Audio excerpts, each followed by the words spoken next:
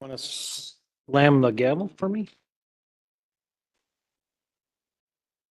This meeting has been given public notice in accordance with section 19.83 and 19.84 of the Wisconsin statutes in such form that will apprise the general public and news media of subject matter that is intended for consideration and action. This meeting is called to order. We need a motion to have a pro tem. I move that we have trustee Baum as our president pro tem. We have a motion and a second. All in favor, say aye. Aye. President Walter, are you online? I am online. You need to vote on that for us? Aye. Okay, motion carries. Therefore, we'll do a roll call. Everybody is here except for Commissioner Hank and Commissioner Williams. Brings us to approval of the minutes from the last meeting. I move approval as submitted. Need a second? Second.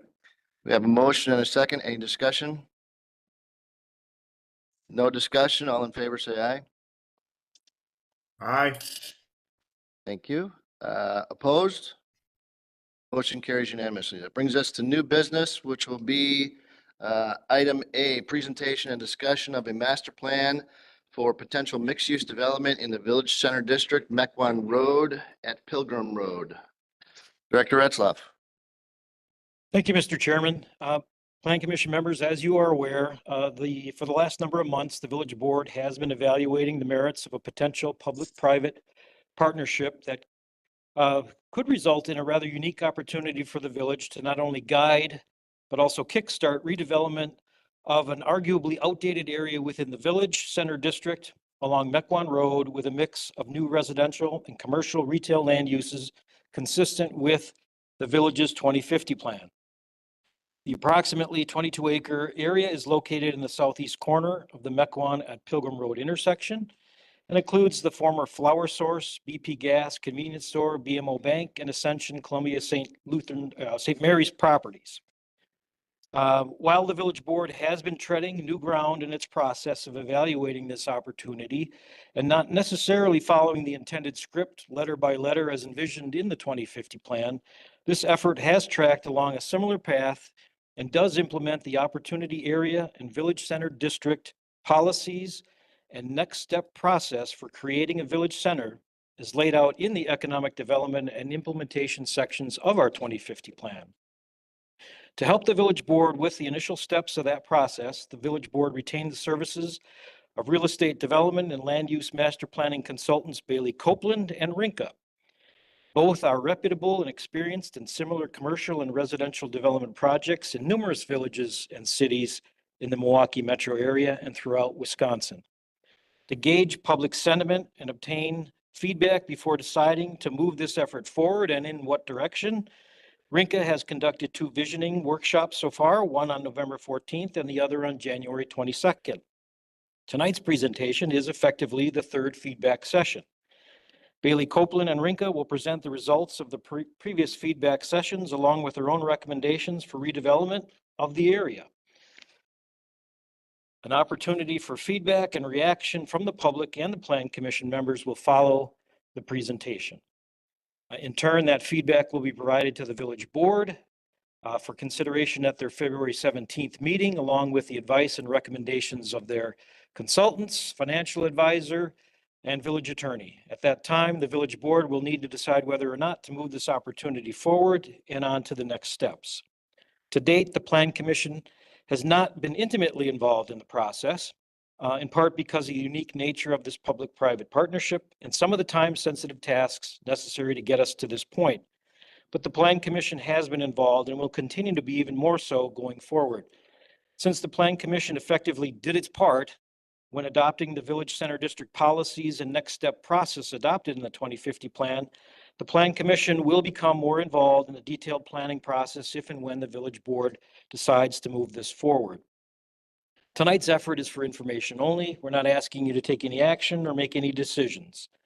Assuming the board does move forward, Rinka will work with us and utilize the input of both staff, the Plan Commission, the public, and the 2050 plan to further develop a detailed development plan and design guidelines for the area, all consistent with the 2050 plan.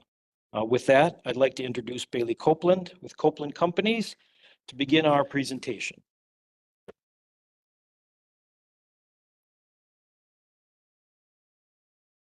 Good evening. Like Mr. Osthoff said, my name is Bailey Copeland with Copeland Companies. So where did we start?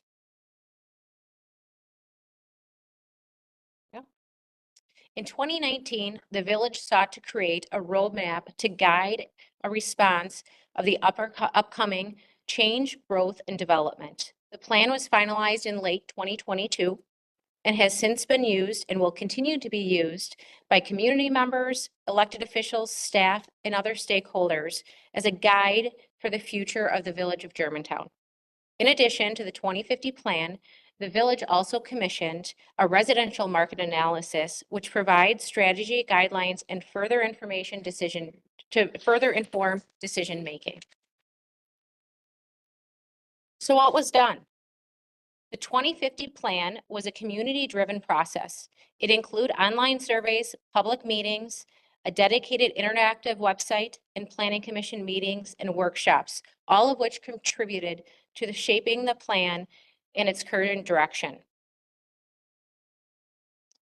In the 2050 comprehensive plan, it had been discussed and prioritized objectives and action steps, particularly the economic development objectives focused on opportunity areas identified in this plan. Despite some increment success in terms of business retention and expansion along Main Street, a common sentiment expressed by more than a few residents is summarized in a quote contained in the 2050 plan. The village should invest in a town center, a combination of shops, restaurants, green space, and trails, home and public spaces. Carve out an area along Mequon and Main, or some other areas of undeveloped land closer to the interstate. Right now, there is no heart of Germantown. The village residents and stakeholders had identified the need for a new mixed-use walkable development pattern in the village center district. Germantown has a strong business presence, but there is a clear desire to attract more, as highlighted multiple times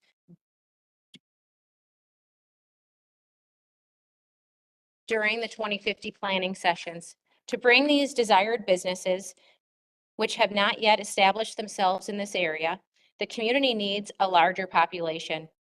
This in turn requires more housing options to support the business growth. Housing studies further reinforce this need, emphasizing that Germantown requires additional residential development.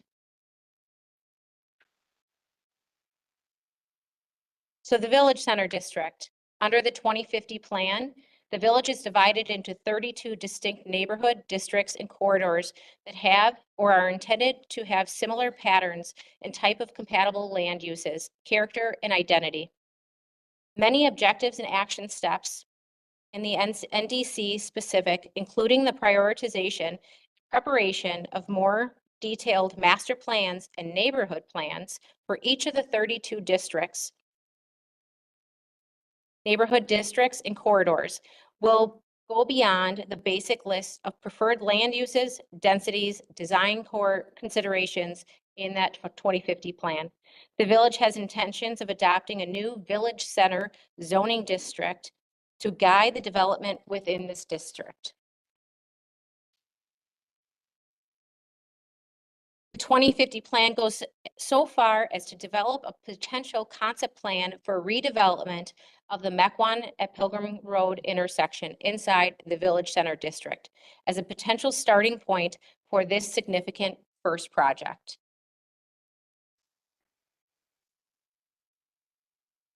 The purpose of the new Village Center District is to leverage public-private partnerships to create a heart of Germantown that focuses on synergies of various densities of housing, mixed retail activities, all accessible through new pedestrian infrastructure. We are today where we are today in carrying out the next steps of the 2050 plan and the creation of this important area in the Village Center District. The village has collaborated with myself for real estate consulting services, identified a specific area within the opportunity area for planning purposes, and talked with property owners, engaged Rinka as the lead master planner, conducted due diligence on properties within the defined area, and engaged local stakeholders through activities, through hosting events for resident open houses and gathering feedback to ensure the plan aligns with the community input and priorities. So next, I would like to introduce Eric from Rinka, who will explain this detailed plan and where we are today in the process, including the results of the community engagement and the master plan.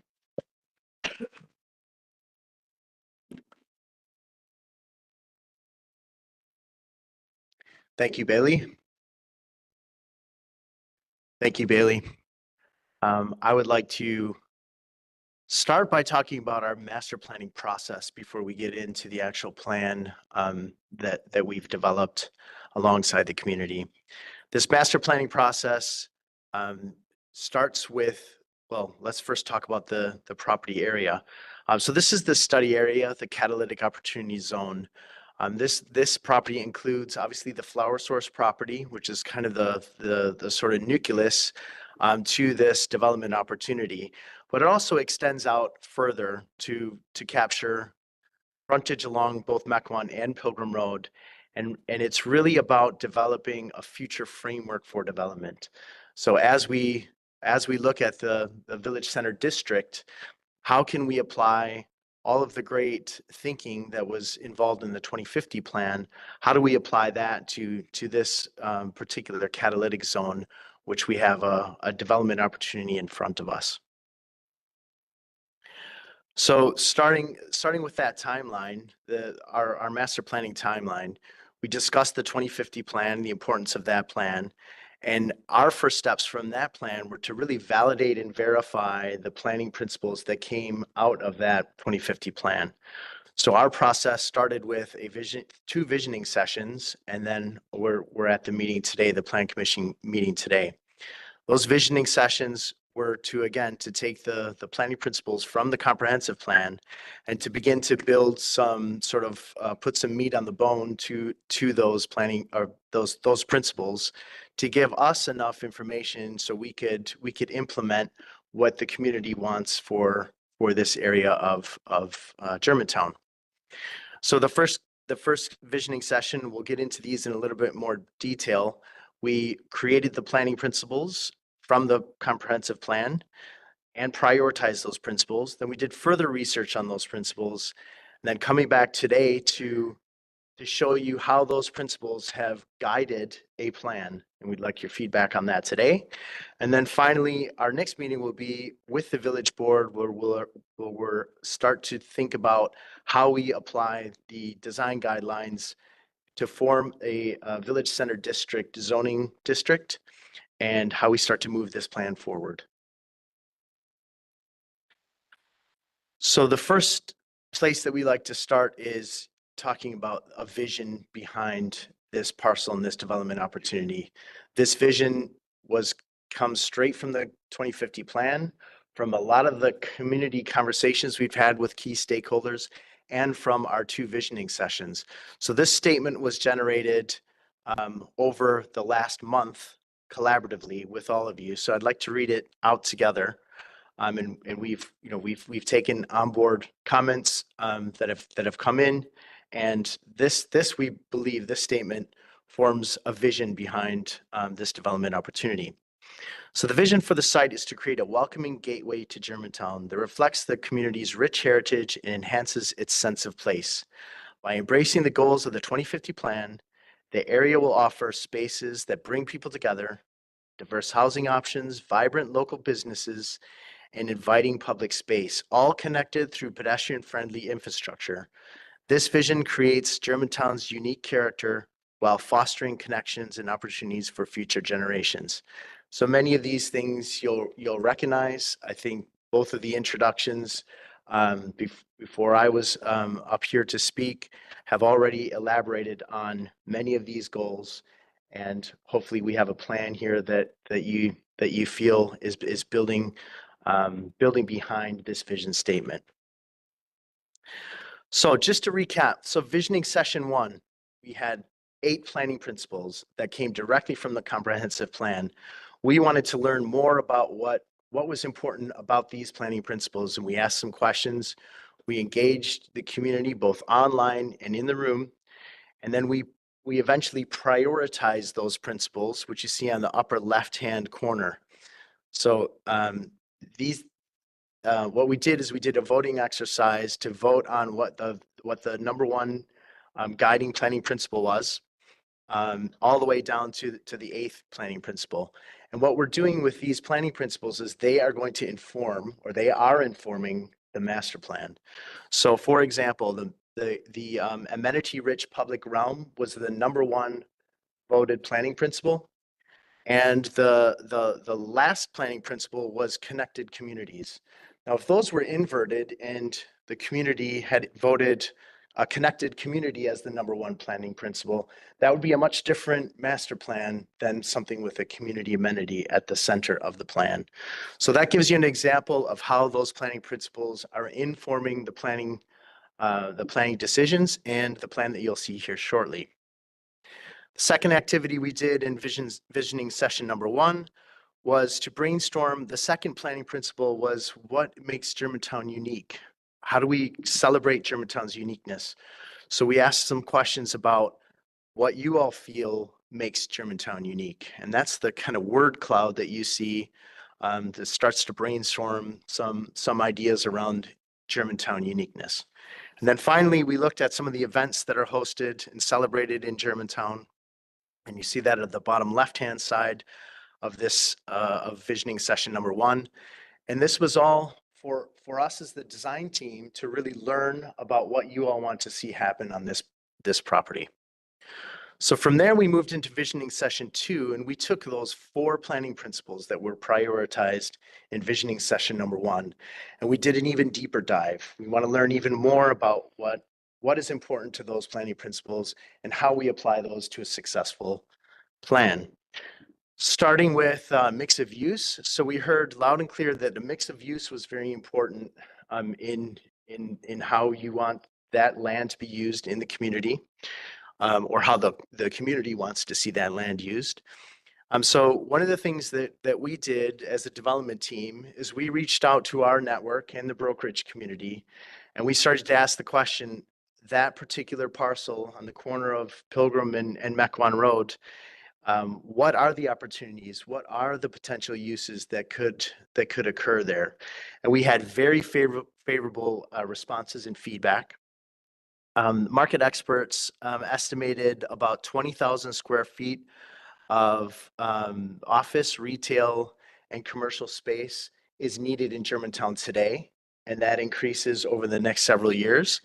And that is a lot of the reason for that is there is a pent-up demand and there's a lack of newer facilities in and around Germantown. So there is an opportunity for a range of mix of uses. I think Bailey also mentioned the housing study that was done. There's also a high demand for housing in Germantown. The second planning principle was the Germantown uniqueness and character. How do we make sure that this development is uniquely Germantown?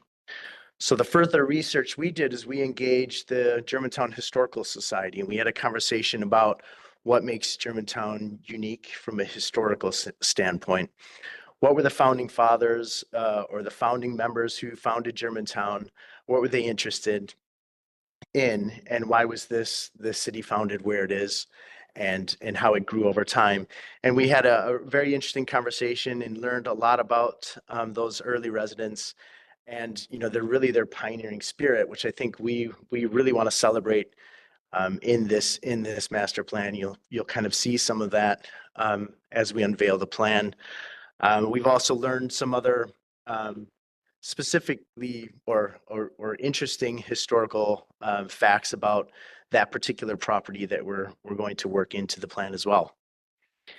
Strong economic base was the third planning principle, and for that, we thought it was quite interesting in our first visioning session. You can see the results on the right-hand side. Can I point with this pointer? So these results in this portion of the slide, the individuals who attended our first visioning session, 82% lived in the Germantown area, 62% worked in the Germantown area, 46% played in the Germantown area.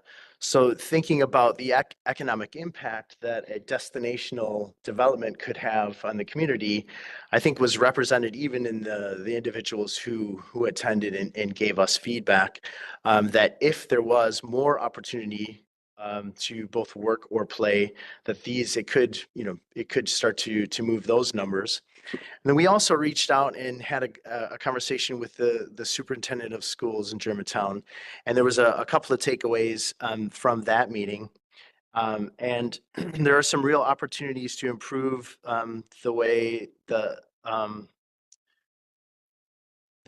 the people live, work, and play within Germantown. And there are some real opportunities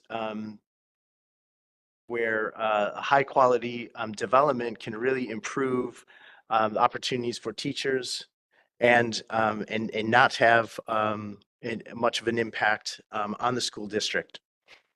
Finally, we have an amenity-rich public realm as the fourth planning principle that we wanted to learn a little bit more about.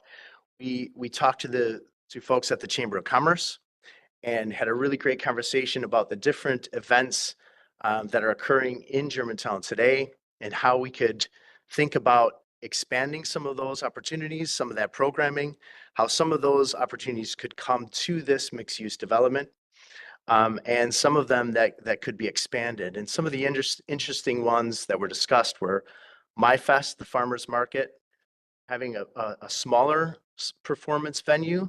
There are some other opportunities within Germantown for larger events, but maybe there's an opportunity for a smaller event venue.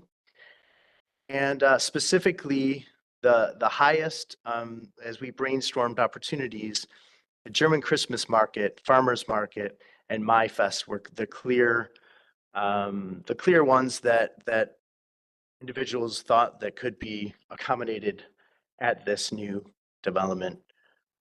So we considered that heavily as well as we started to plan the catalytic zone.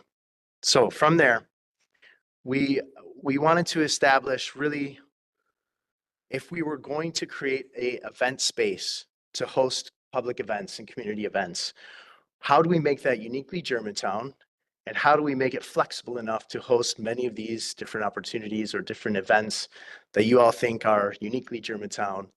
And how do we to provide flexibility to expand into the future?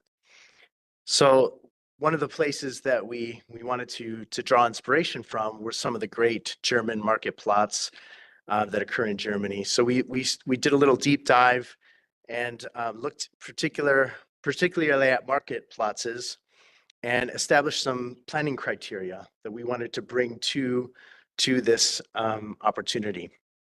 So there are three main things that make really successful market plots. Number one is the mix of use. So having residential, retail, food and beverage, all of those uses around the market plots gives it that vibrancy that I think you're all looking for within Germantown. The second aspect is the sense of enclosure. So providing 3 or 4 walls around the market plots and letting the circulation path, the main vehicular path, pass through the market plots really creates that vibrancy, and also it provides great access. From there, many of the market plots that we studied and looked at had a very important sort of identity element. So it could be a fountain, a memorial, something special within the market plots that I think we could, think about how that ties in with the history of Germantown and how we can make this market plots uniquely Germantown. So we're starting to think about, is there a special moment that we could celebrate within the market plots as part of this design? And you see the inspirational images of the market plots that we studied on the bottom of this slide. And then finally, with those 3 components intact, we begin to create a vibrant ground floor activated environment where cafes, bars, different uses can spill out and engage in this very warm, welcoming, family-friendly environment. So I think that's what we've heard loud and clear from you through all of those planning principles, is that you'd like to see that kind of environment in Germantown. So how do we apply all of this research and these planning principles to the catalytic site, the opportunity at Pilgrim and Mequon Road? So let's talk about the framework that we've begun to develop based on the 2050 plan, your comments and feedback, the research that we've done, and the great conversations we've had with key community stakeholders. And here's the plan. So there's the catalytic zone. As I described earlier, we've increased the size of the study area to be larger than the flower source area to really give us a framework to make sure that the right kind of development comes to this area of Germantown. It has an obvious positive upside with the frequent traffic along both Mequon and Pilgrim Road. It's a highly visible area of town. It's a great place for a new village center. With all of those trips along Mequon Road and Pilgrim Road, there's excellent access. So we have 3 main access points that we've identified as really obvious, clear, safe ways of connecting to this catalytic site. And from there, we've established a really simple interior system of streets. So these are streets that connect those access points and unlock the development potential of the catalytic site. From there, that high visibility zone along Mequon Road is the obvious location for the commercial, retail, food and beverage, and that idea of a market plots. So along Mequon Road, we'll have visibility to the market plots and all activated by great retail and commercial opportunities. To the south, the southern side of the site will be earmarked for residential development. So now you start to see these development zones. So the pink zone is retail, commercial, the market plots, along Mequon Road that transitions to a residential zone. That transitions to a residential zone that may have more units per acre, and then transition to a third zone to the south that is very similar to the surrounding residential neighborhoods. So you can see the different levels of use that this framework is starting to set up for this catalytic zone. But it all centers around this idea of connecting to the community. So you see the network of paths. There's a large several acres of preserved natural area on the east side of the plan that we could also look at the possibility of connecting those trails and cycling and walking infrastructure, hiking infrastructure, and pathways that connects to out to the existing neighborhoods in Germantown. So here is a plan of an early phase of the development, and I'd like to focus right in on that market plots. So we're going to zoom in to the corner of Mequon Road and Pilgrim Road. And here shown in that salmon color is our mixed use buildings. So the retail, commercial, mixed use along Mequon and Pilgrim, and another retail building that starts to frame the market plots. These are positioned so they have excellent access. So the two entry points from both Mequon and Pilgrim, and this great visibility. So the visibility into the market plots, so you can see the vibrancy in the activity behind the levels of retail. From there, there are really convenient parking zones to support the retail opportunities. And of course, the market plots. The market plots, we're thinking of it in a couple of ways. So when the street is open, it supports the retail on a day-to-day cycle, but on those weekends and events, that whole area the street can be closed and it can be part of a much bigger event. And that's the way that the market plots that we're being influenced by happened in Germany. So the street is open in the mornings for deliveries, for service, and on those non-event days, it's open. That street is open. But on the big market days or on special events, the street closes down. And we'll show you how that looks and feels here in a second.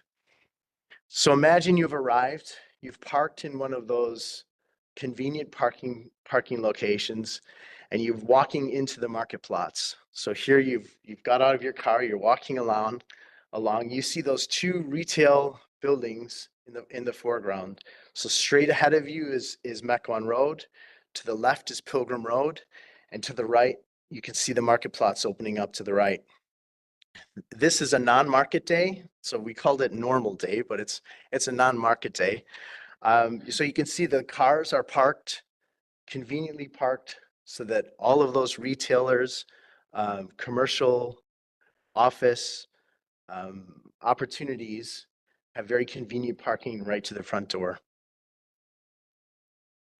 Now, if we move the camera up, and now we're hovering above the market plots and we're looking back out the gateway toward Mequon and Pilgrim Road. So through that little sort of gap in the middle of the two buildings is the intersection of Mequon and Pilgrim Road.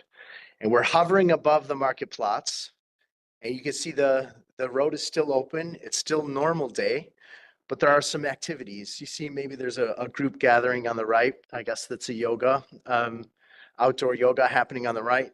To the left is a little other activity zone. Maybe there's a coffee cart and some other furniture that occurs on a daily basis in the market plots.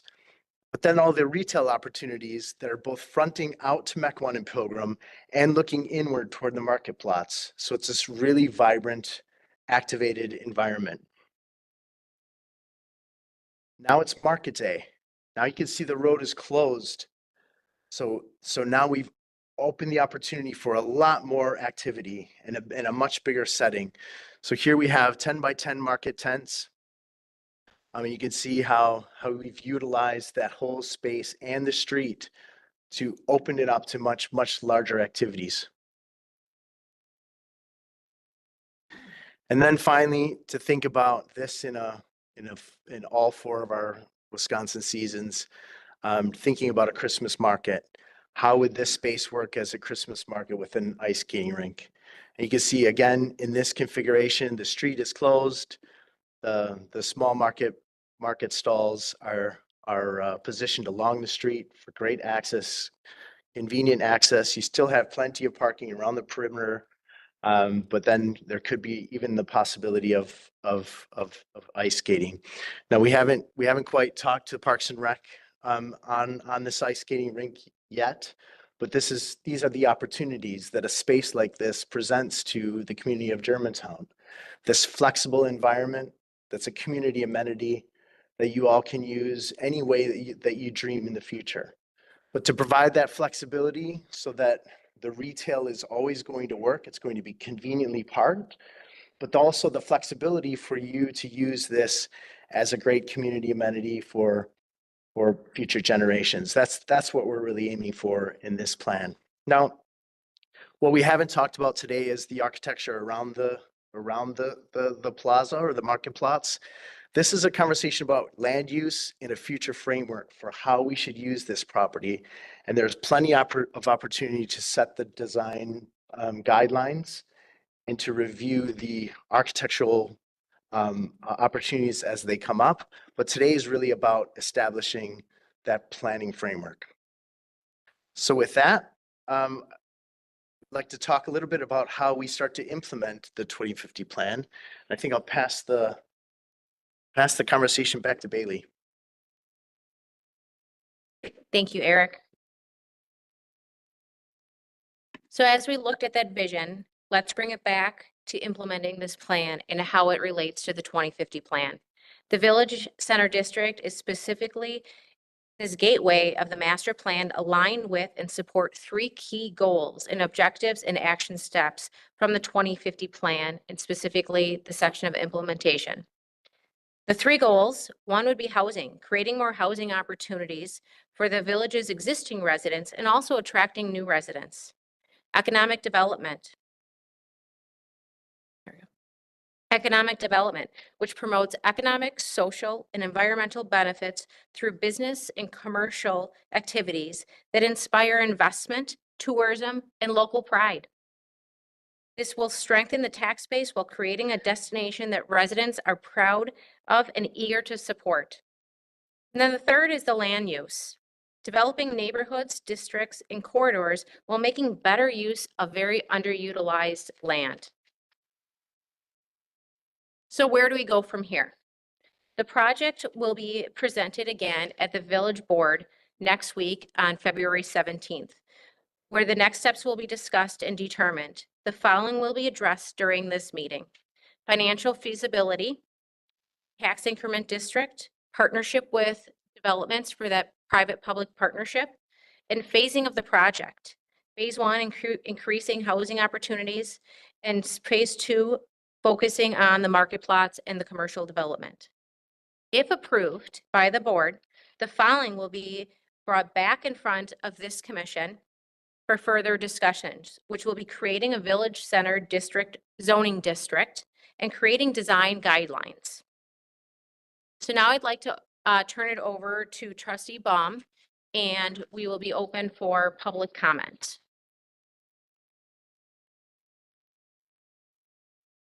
Okay, so we've had 2 listening sessions, and some of the comments were you didn't have a chance to voice your own opinion.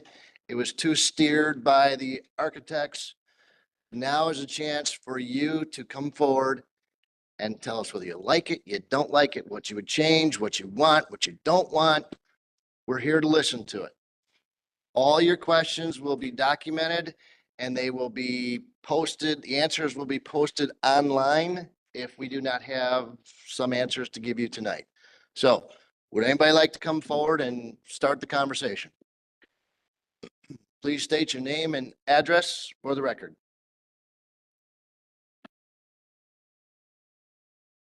Going to be committed to 3 minutes. That's not enough time for a public to give their opinion on a huge millions of dollars of investment for these people. This has been a very big complaint of ours. I want to know who's going to pay for this.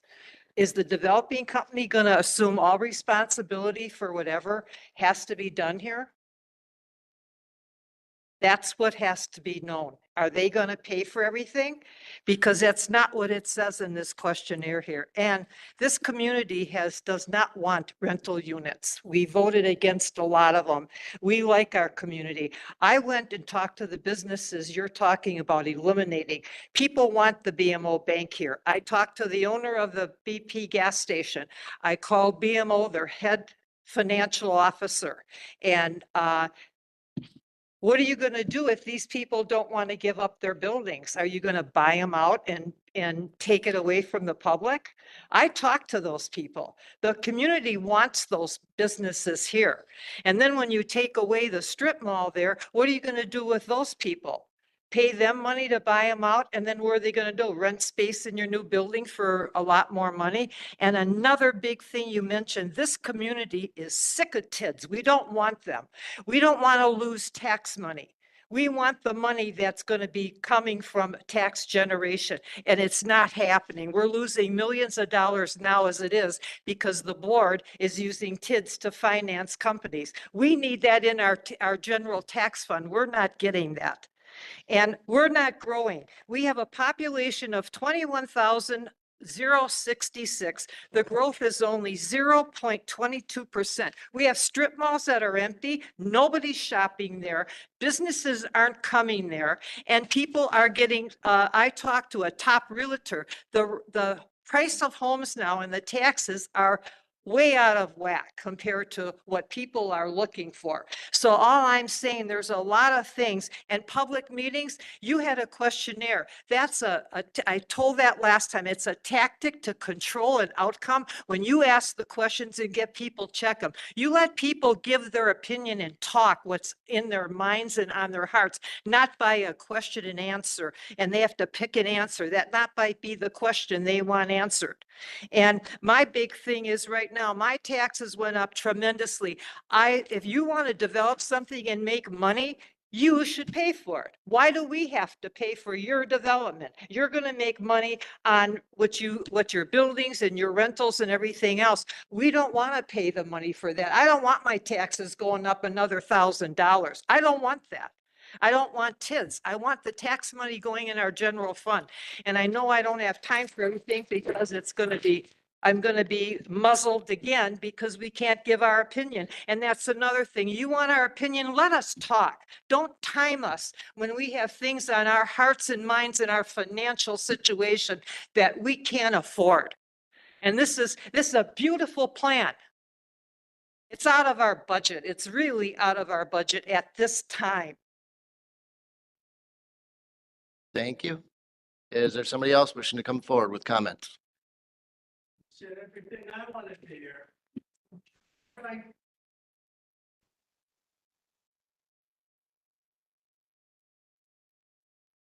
Hi, my name's Danica. I live in the preserve for about 10 years now with my husband and my two small kids, 7 and 9, two boys. I just wanted to give generally positive feedback. Was at the first visionary meeting here in person. I attended the second one online, and I felt there was a lot of negativity spoken up about it.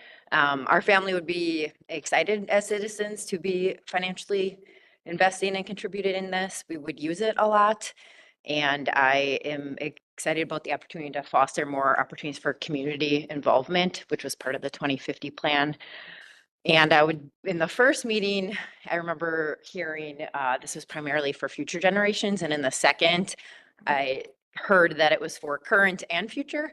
I hope it can be for current and future, and would love to see it happen. And I think that Germantown does not have a heart. We've considered leaving Germantown because of that and going to one of the neighboring communities that does offer places to enjoy time together, build relationships with people in the community in surroundings that feel good. And one thing that's particularly interesting for me that I'd like to just mention is including green space and nature. And I loved seeing the trees in the photos and the opportunity for possible walking paths and conservation of some of the natural space that does exist back in the wetland area. So that's it. Just wanted to say think it's really exciting for our community, and I think it would be a pretty good high response use for many people in the community, maybe not all. Okay. Thanks for listening. Thank you for your comments. Is there anybody else wishing to come forward?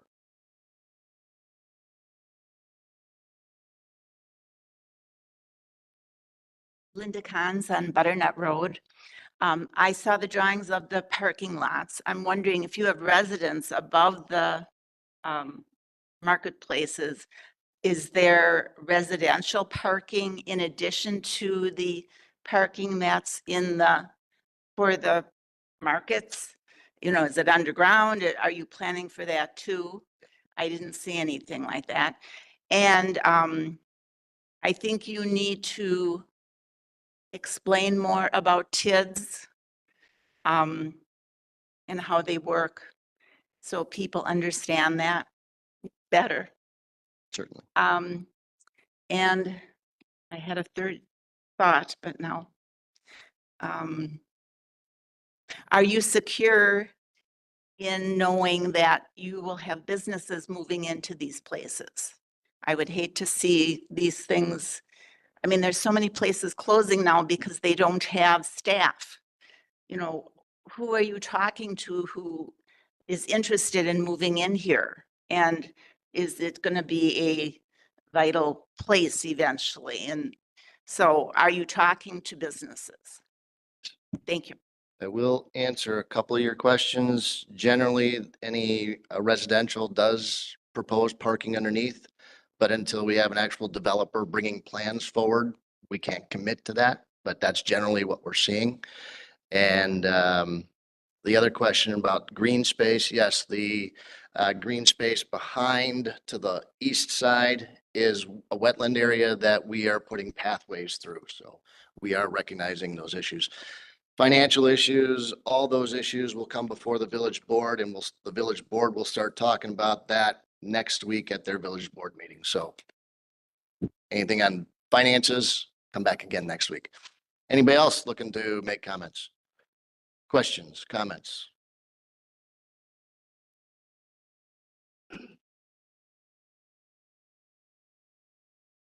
My questions are related to the southern part of the development that will butt up against the Lyle Lane properties.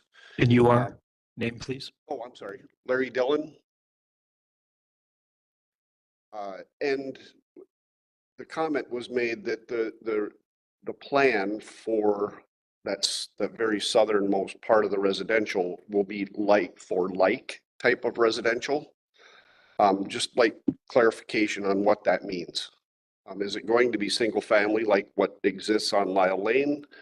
Obviously, from what I've read online, there is multifamily planned within the development, but I don't know where that might be or have you there, but that's certainly something that would be of interest. So theoretically, from north to south, you got the commercial district, you got a higher density in the middle, and then you go back to low density to blend in with the neighboring to the south and west. So some type of single family would be included in that provision at the southern end of it. Okay. That's the Along Lyle Lane. intentions that we are talking about. So single family. Yes, of some sort. Okay. Yeah, it all depends on what developer finally comes forward and what they bring in. Further questions?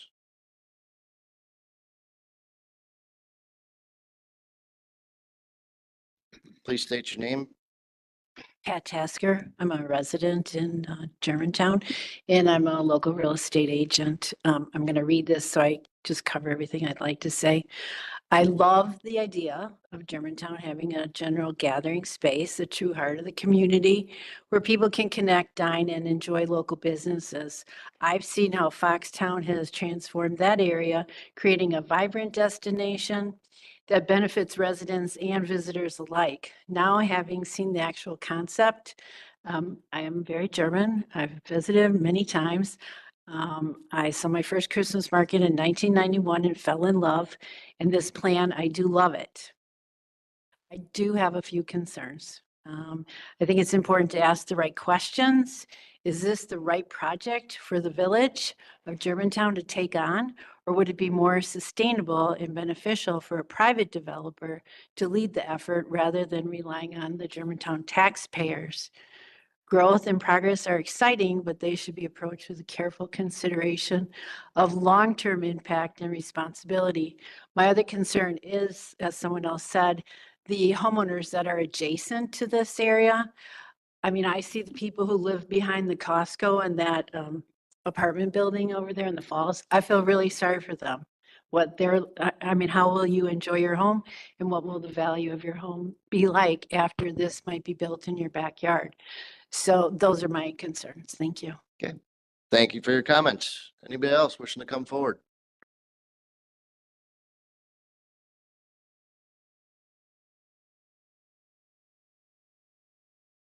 Please state your name. Scott Barco, Daniels Drive. I think the big thing on your renderings here was the parking. It just doesn't look like for the special events that you have enough parking Mhm. in this plan.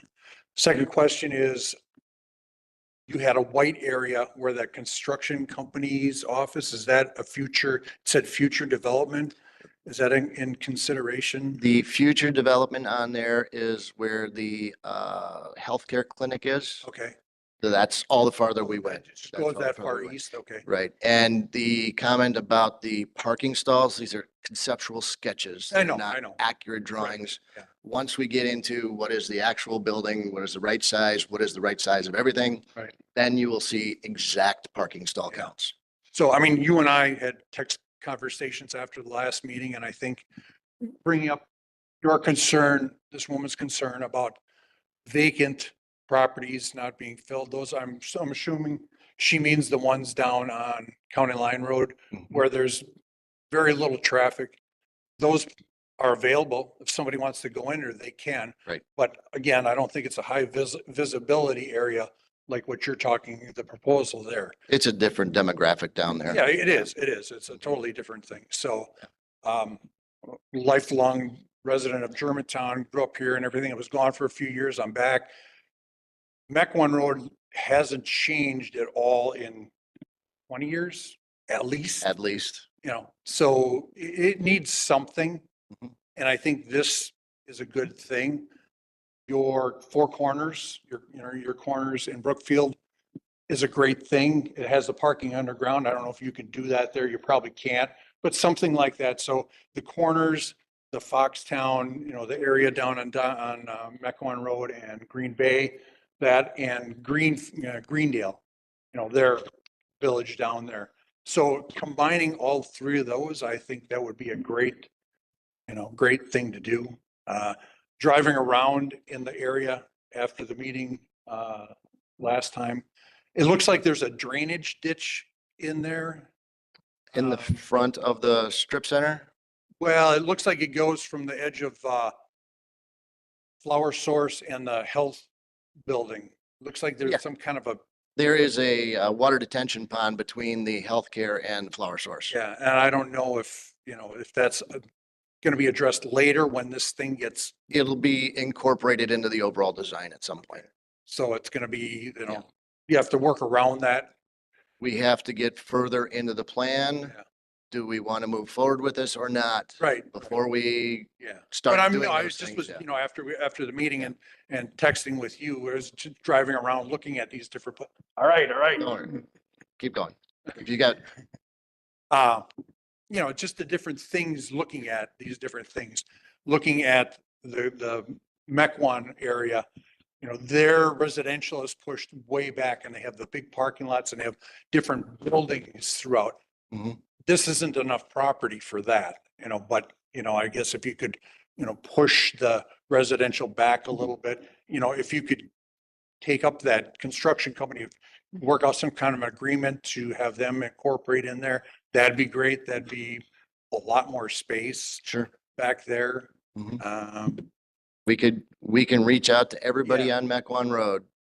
And I think like you and I talked about, texted about, Main Street's dead. I mean, it is what it is. You can't develop Main Street anymore. That was a concern at last meeting, is why don't we do something down there? It was my concern too, but again, that's something that is no longer in the plans because it's just Gales took it over and there's nothing down there. It's not a main thoroughfare like this is, so with the right plans and everything else, I think it's a good idea. Okay, So, all right. thank you for your comments. Anybody else wishing to come forward?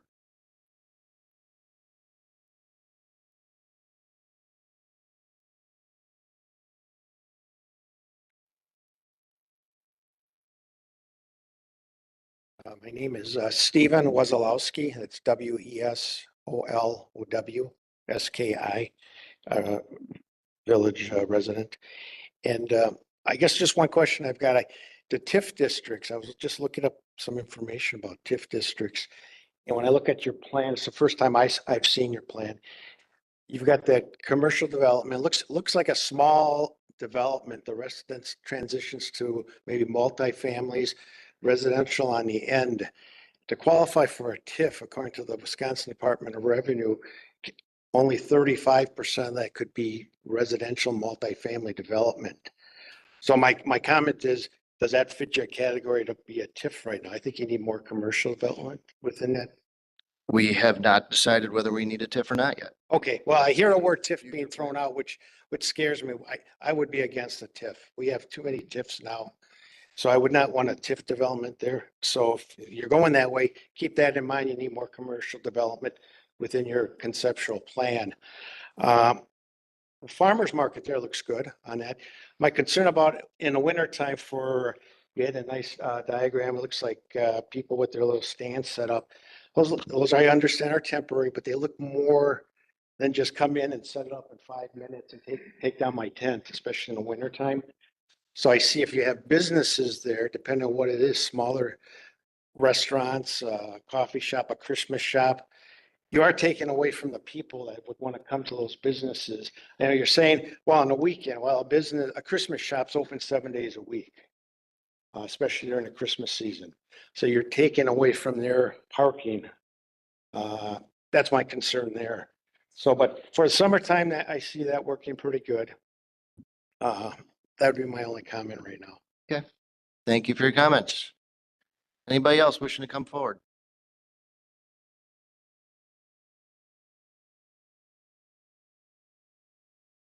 Please state your name. Good evening, Tom Barney, N105W16775 Old Farm Road. First off, for the group that was presenting, next time, try and use the full screen. You were only using, if the screen's this big, your picture was like this big. And if you need help doing that, let me know. So you've painted a picture of what this development would look like, and I think it could be very disruptive, as it's been pointed out, disruptive to all the businesses that are currently in that area. How do you plan on getting the pulse of the community to know if you're on track or off track with something like this? I mean, you could even do a poll, show of hands in the audience here to find out, are they okay with dozens or potentially hundreds of new apartments in that area? And then this is also the second time I've heard that this is a possible destination for MyFest, having some kind of music venue in there. And why put a music venue right next to potentially hundreds of residents?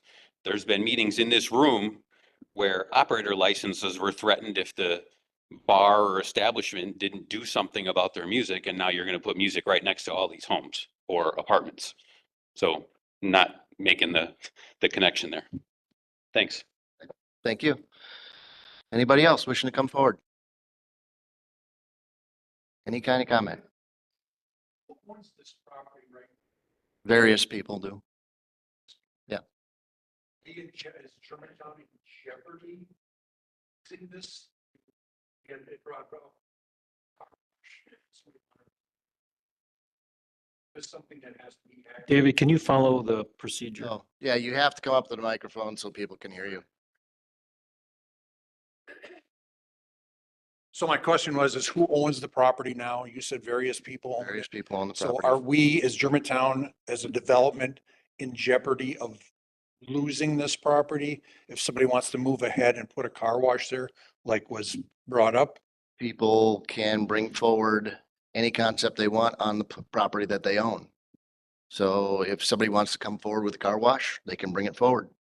So what does Germantown have to do to acquire this then? Just outright buy it? Or, I mean, if other people own this, how can we proceed with development plans? That is a discussion that the village board will start having next week, Okay. as to how to proceed with. If we want to proceed with it, how are we going to proceed with it?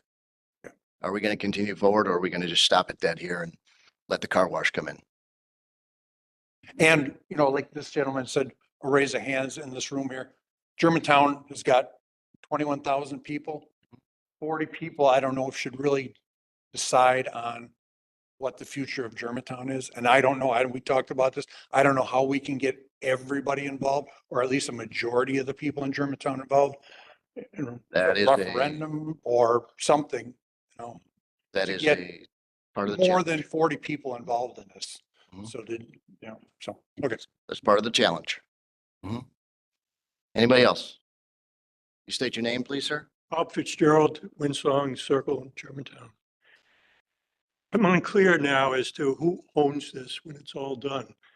Do the apartments belong to an owner, or is it Germantown? The stores, are they owned, deeded to individual owners? Village, The main campus area, the main area, who owns that? And then these multifamily homes, are they rentals or condos? Do the landlords own them, or Germantown own them? And then when you get into the single family homes, are they owner homes occupied by owners? okay, so I got a lot out there. I don't expect you to answer all with a yes or Okay. no, but the last gentleman asked the question about who owns it now. The next logical question, who owns it when it's all done? And then when you responded, you put whatever you want in there. How is that consistent with the idea of having a planned community? So that's, These are just questions you have listening to yes. other people's inputs as well as your inputs. And incidentally, if you could do another demonstration of or displays of the layout and the questions and answers and all that, if we could fill the whole screen, that'd be great, because we can't see a darn thing right up in the front. So some of these questions may be answered in the literature here, but Okay, so financial questions will be dealt with at the village board starting next week, Monday, at the village board meeting. Who's going to own this property? We do not know yet. We do not know if we want to move this forward, but the grand scheme has to be brought forward by somebody. That is why we've got Rinka and Copeland Properties bringing the grand scheme forward. So how it's going to be developed, when it's going to be developed, who's going to develop it, who's going to own it. Those are all discussions that we'll start having at the village board next week. so this is just conceptualizing. It's all conceptual as of this point, yes. Okay. And you. Monday, the village board will say, do we want to go forward with this or not? Thank you. You're welcome. Further questions, further comments?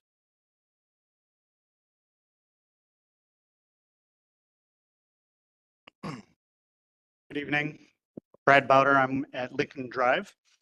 I am a 18-year resident. I have seen nothing but individual buildings go up and strip malls in Germantown. So I welcome some new development that is going to bring community back. I do have concerns with the amount of apartments that we are bringing up. I really do feel that we have plenty of apartments as it is that are vacant, that aren't being used. We don't need to bring that in. Perhaps think about condos or something like that to be used as the mixed use in that area. I do welcome different housing though, but we have a ton of unused apartments at the moment.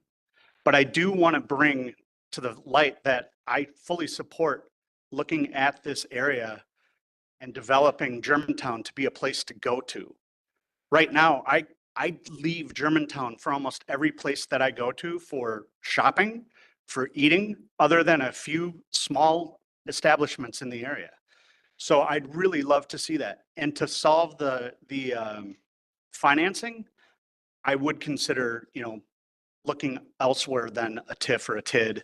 I just feel that that's putting a lot on the residents who we've seen taxes go up quite a bit recently. So if there is an opportunity to look at that, I would fully appreciate that. On the other thing, getting rid of strip malls, please. When you're going through planning meetings, let's not entertain these strip malls and all this coming forward. It's an eyesore. But I really do appreciate the thoughtfulness of this. I've been dealing with the 2050 initiative since 2019, going to the listening sessions, going to the viewing sessions, and I really appreciate. I've been to the first planning session and then the online for the last session 2 weeks ago. And I hope to see more on this. Great. So thank you. Thank you for your comments. Steve, Jeff, Bailey, at Monday night's meeting, we are having our analyst for financials there.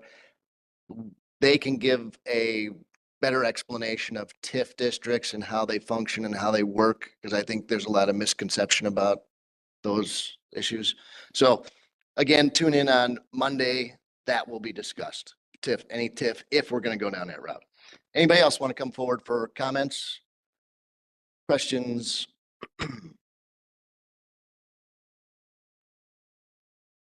Good evening, Melanie Smythe. So this is my third visioning session, and I've enjoyed watching the progression. I think your firm has done a nice job, so thank you. As a dream for the future, I think it's lovely. It's still sketchy though at this point, obviously, because the question is, do we go forward or not? There are concerns regarding the design and the layout. I think the market area is actually too small for success. I think it should be bigger. I also think that there's too much high density housing right around it, and that should be relooked at because of parking and also congestion in people coming to something like a successful farmer's market. If you've ever gone up to the one in West Bend, which is the best one in the state, it is jammed every single time. And it is difficult to find parking, and having residential and parking, people coming to a farmer's market for 5-6 months out of the year every Saturday is a big deal. Okay, those are some of the layout issues. Oh, and the design standards, obviously those kinds of things would come later on in the process. But that's something this village sorely needs. That's why we have a bunch of ugly buildings around here. Let's see, I'll go this way. Okay, so when you do take it to the village board, it would be good for you to explain what the process is, how many meetings there are going to be, approximately the kinds of subjects that are going to be dealt with at the various village boards. One of the frustrating things about this process so far is that there was no explanation as to how many meetings to expect, when they're going to happen, those kinds of things. I do think that if you want more feedback from people and more participation, that you should have displays of the lovely drawings with the all the information that was discussed tonight and set up in different parts of the village, and expect it to sit there for several months. You don't want to rush into this if you're going to go for it. You need more time, you need more feedback, rather than just rely on whoever has happened to come. As far as I'm concerned, a TID is a no-go. This is no tax money for this project. I do wonder about who's going to manage the market. For it to be successful, it would need a management group, whether that's unfairly put on the Parks Department or not. I don't know, that needs to be thought through. How many events, what kinds of events? I mean, everything that was discussed was great and lovely and we'd all love that, but is that practical? I'm almost finished. No, keep going, keep going. And so that's, those are concerns that should be thought about before a decision is made. So one last comment is that from my experience in this village, the heart of Germantown is the people. It's not necessarily a place. However, I do appreciate that this could make it even more fun to live here. So I'm not against it, but I do question how it's going to be funded, and it should be developer funded as far as I'm concerned. The last question that I have is, what criteria will the village board use to decide to move forward or not? So I think you should tell us that before you have your meetings and let us know how to go forward or how not to go forward. What are the decision-making factors in this? Those are my comments. Thanks. Okay. I think a lot of your questions will be answered next week when we do take it to the village board. Anybody else? Further questions, further comments? Please state your name. Maureen Fitzgerald, Clover Hill Lane. I have a question about that area. Has a traffic study been done to see how many cars are currently going through that intersection and what putting all kinds of new attractions there would do to the traffic? A traffic study has been done, but it didn't finalize with what is actually going to go there until we have actual developers and actually what they want to do and actually how much square footage is going to go in there. That can't be finalized. Okay. But something is in the works and it is ready to get the last bit of information put in to make the analysis. Okay, I'm going to echo what someone else said about not understanding, I guess, the whole process with these meetings. This is the third one I've been to. And it seems like every time residents bring up questions, they're told, we don't know, we're going to talk about that next week, next time. You're asking for feedback. People have questions. They're trying to provide feedback. And we're getting a lot of next time, we don't know. It seems like the only thing that is kind of solid are the pretty pictures that look awesome. I would love to have something like that there. Not if also we're attached a bunch of apartment buildings. So I think people are bringing up really valid questions. I'll be back next week. I hope maybe things will get cleared up then. Then we can start having more discussions next week once we get to this point. Yeah, answers are being posted on the village website too. Scott Effley, Germantown. Comments and a couple questions. So I thought there was going to be a plan commission meeting and I heard about a visioning session 2 days ago. I didn't know we were going to have that tonight. I wasn't able to make the other two, but watched them both twice on YouTube. So I did see that. And unlike this one, the first two were, this is what we're doing and we hope you guys like it. Now we're actually seeing some feedback back and forth, which is what I suggested, I think, to Mr. Baum, that we have a town hall kind of meeting where we can not just have you answer questions, but any of these people. I mean, if they're working for us and we're doing a development of this size, I should be able to answer his question. Any person up there, I should be able to answer a question of. I don't really mean the commissioners. They're here giving their time, but we should be able to answer questions of any of these people. And I am certainly hoping that when the village board convenes next week, that is an open session, that we are not going to have a quick comment and roll into closed session and discuss all this stuff, because this is stuff that needs to be upfront, transparent, and in front of the people who are going to pay for it one way or another. Okay, that is a fact. So I was a little disturbed when I heard in the presentation that this is a time-sensitive matter. Why is that? Why, we have a 2050 plan. We don't need to develop the village in 5 years. So if it's time sensitive because the developers are pushing us, hey, hurry up and let us know what you're going to do for us? Or is it time sensitive because we want to do something quick, or what is it? We should be taking our time to redevelop a section of this village. There's a lot to go on there. You should know that. There's a lot of things we don't have answers to. Also, I'm going to bring it up again. I serve as a resident on the Economic Development Commission, which has not seen anything of this, which has not been presented to. And I know the Plan Commission's important, but economic development, that is what we are talking about. This is economic development, okay? So why that commission has not seen this plan, and I have to come to meetings to see it because they won't come to us. I don't get it. And also the Park and Rec, you better be talking to those people because they are overtasked and overstretched thin. And what do I know about places like Menominee Falls and Cedarburg, the area I grew up? They have large festival event committees to run. If you're going to run a marketplace, you're going to have tons of events in there. You can't depend on the Chamber of Commerce and those people that run it. That is not fair. You're going to need a property management type situation to let them organize all this. So we need answers on that. The final thing is, hey, I still got 28 seconds. This is great. I am not confused about TIDs or TIFs. I know quite a bit about them. I really do. And I know that Ehlers has studied this project from a borrowing standpoint. I am hoping that they will also be presenting in open session the things and explain it for clarification for the people here. May I remind everyone sitting up there or anyone in the audience that the village has never opened a TID for residential development. I have been told that by numerous trustees, old trustees, trustees that served 20 years ago. We've never done it. So if you're looking to do it, you know, because we're talking about high density, the 2050 plan, you know, Tracy Cross report, all the stuff that's brought up, I'm telling you that high density is a key part of this plan.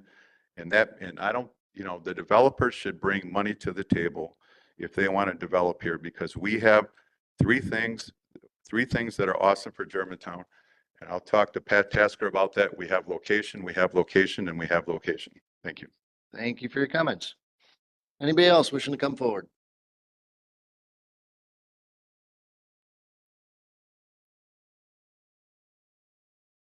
Please state your name, sir. Tom Steinbach, Hilltop Drive, resident of Germantown for 43 years. I remember when Mequon Road was a 2-lane road and there were farm fields on both sides. So I've seen a lot of development. I don't disagree with what you're envisioning. I think a village center is probably a good idea. I don't want to comment on the details because I know a lot of that has to be developed yet. Whether this is the right location or not, probably is. But anyway, what I'm up here for right now is that I am strongly in favor of this being a private development. I do not think the village should be funding this. You're already spending money on the planning phase of it, and I understand some of that is required, but I strongly support private development of this. The village has a very high debt load right now, and I don't want to see us go into more debt. The village taxpayers just experienced a very significant tax increase. And the Taj Mahal on Donjas Bay Road, which cost $44 million, I think was a big mistake. And I'll give you a grade, okay? The grade that I look at giving the village for the last 5 years for their management is about a D-. I'm qualified to say that because I've been in local government for 43 years. I've seen a lot of budgets, a lot of budget processes, a lot of good economic smarts. And the village has lacked those smarts. And I'm not confident you can do it right. So until I get impressed by some history that impresses me on how the village acts, I am very cautious and I'm very skeptical, and that's why I'm here tonight. I don't really need to be here. I've got tons of things to do. I don't want to have to be here. But from what I've seen in the last 5 years, as far as management of this village, I give you a vote of no confidence. Thank you. Thank you for your comments. Anybody else wishing to come forward? Anybody else?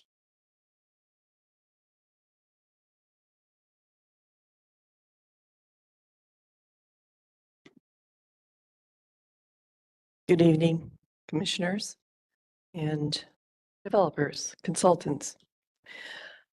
Well, I just came from a HOA meeting and Name, please. pardon me, Name for the record.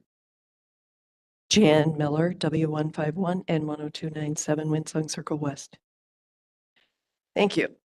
I just came from a condo association HOA meeting, and I'm so happy that I came at the end of this. I've gone to both of the previous visioning sessions, so I missed this, but I did read it on, in the packet. My concern is, on many levels. I just am going to reiterate just a couple that are concerns to me when I have residents in my district come here specifically to say no TIDs. And this would be the first that would be in a residential area. That I have seen myself. I've been on the board going on 4 years, the village board. Okay, so I didn't see any really different drawings. I saw some nice ones of Stuttgart. I've been there. Schaffhausen, I love it. But I'm concerned that someone said that there was a comment about this project being time sensitive. You're trying to create the heart and soul of Germantown in what, 15 months? You got to be kidding me. Mequon took 15 years, just an example. And we got that information from a guy that worked with it, our own attorney. So I would just say, let's come up with another idea, like having the developers come in and pay for this. We've already paid consultants. We've already paid them. And we keep asking questions and you can't give us answers live. You have to go back to the drawing board or somebody in the village is giving answers. And then they are written. So I'm concerned that things are not exactly transparent and it needs to be out in the open. This is the village center. You want everyone to come. You want everyone to be there. We only got 7 days notice for this meeting and it was attached to the plan commission. And I think that's a travesty. I thought I was coming to a bunch of drawings so we could take little stickers and put them somewhere and say, wouldn't this be a nice place for a little park? Or wouldn't this be a nice place for a little church? Whatever. So my ask is slow down. And if you're putting in all these multi-unit places, what is that going to do to the school district? What did they say? What did the chamber say? I mean, we have a lot of events we can't get volunteers for. So I ask you to slow down and really think about this. Thank you. Thank you for your comments. Is there anybody else wishing to come forward? I see no one else making a move. So therefore, we will bring this portion of the meeting to a close. And we will have a 10-minute recess between this and our next segment, which will be capstone development, and we will go into the regular plan commission meeting. So 10-minute recess. Thank you. What?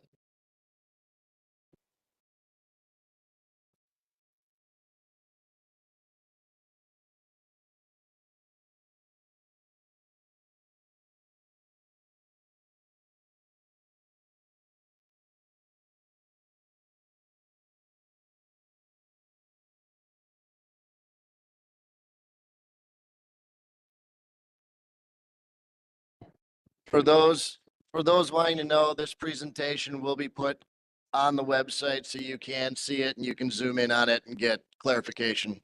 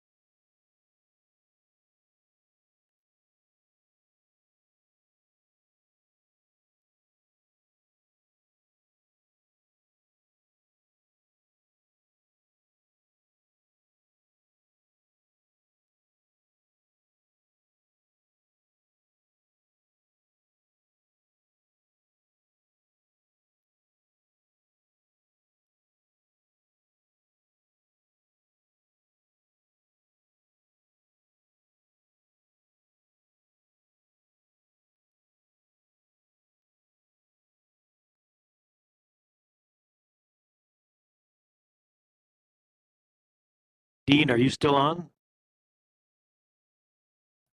I'm still here. Has it been 10 minutes yet? Can we call the meeting back to order, please?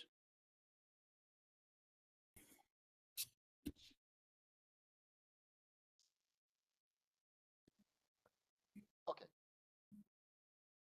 That's the way we'll handle it.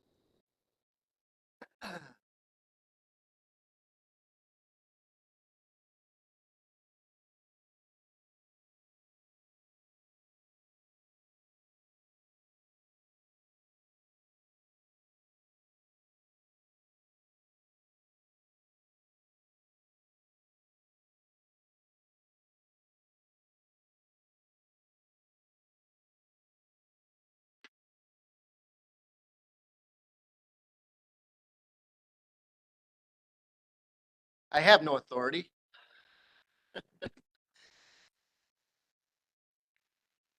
Bladders come first, I guess.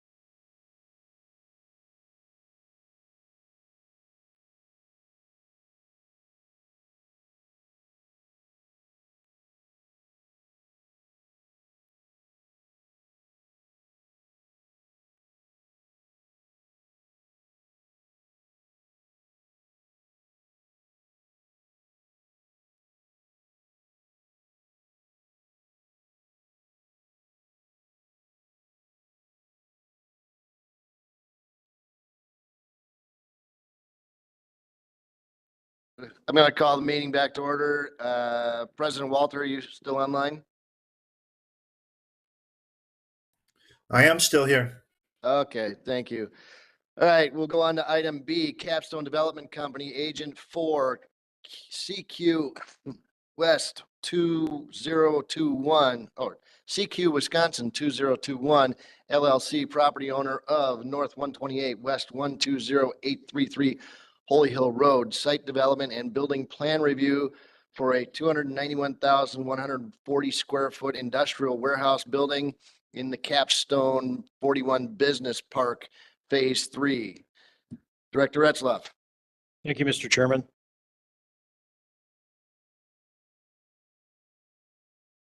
Back in the spring of 2021, the village board approved an expansion to tax increment district number 7 to include a 52-acre area that would eventually become known as the Capstone 41 Business Park.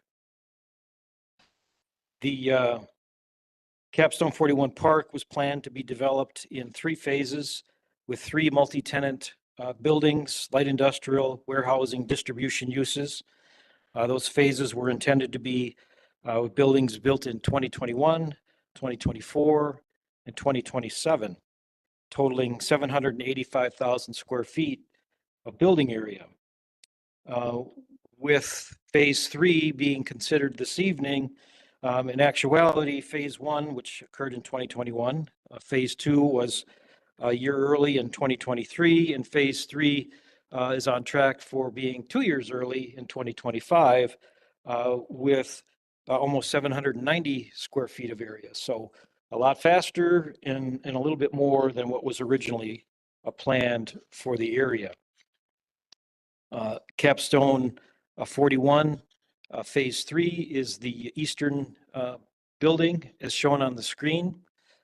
Site improvements include completing the internal and perimeter roadway improvements with a new access driveway to Holy Hill Road that has an existing full movement median opening. Already was built into the design for Holy Hill in anticipation of this development and this particular driveway. Continuing the phase 1 and 2 landscaping along Holy Hill Road. Employee and visitor parking areas on the east side of the building, and truck and trailer court on the west side of the building to serve the dock bays and doors for trucking. Phase 3 site improvements Again, the building improvements, 291,140 square feet of a multi-tenant spec building, light manufacturing assembly, warehouse and distribution, painted insulated precast wall panels with smooth finish, and reveals 36-foot interior clear height with exterior wall heights varying from 40 to 46 feet. Aluminum framing and insulated glazed window units with knockouts for additional windows as needed as the space is leased out. At this point in time, 100% of the area in both buildings 1 and 2 are occupied or leased at this point in time. Got the building elevations on the screen. If we need to look at those closely, the color scheme is different than, but similar in context to the other 2 buildings to create a more campus like appearance. And a rendering from, I believe it's the northeast corner, looking towards the proposed Phase 3 building.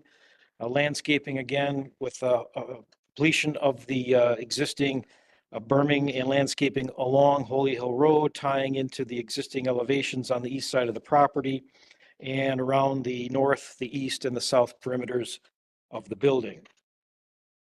Staff comments include comment typical to the other projects. There's no particular roof plan because the tenants aren't known at this point, so the location of any potential rooftop unit, HVAC units, is unknown at this time. Dumpster details are required for the tenants, and that'll be handled through like the zoning permit, a process for each tenant that occupies the space. Exterior lighting fixtures need to be at a mounting height not to exceed 25 feet. The village forester has some minor issues with landscaping around the parking areas to meet code. And the DPW village engineer has some technical issues with the utility and stormwater management plans that are laid out in a January 15th review memo that'll need to be addressed prior to commencing construction.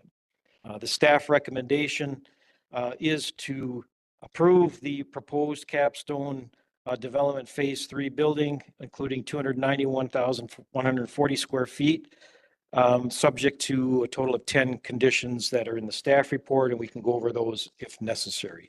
Mike Faber is here representing Capstone Development. Mike, did you want to say something or just respond to questions? All right, thank you.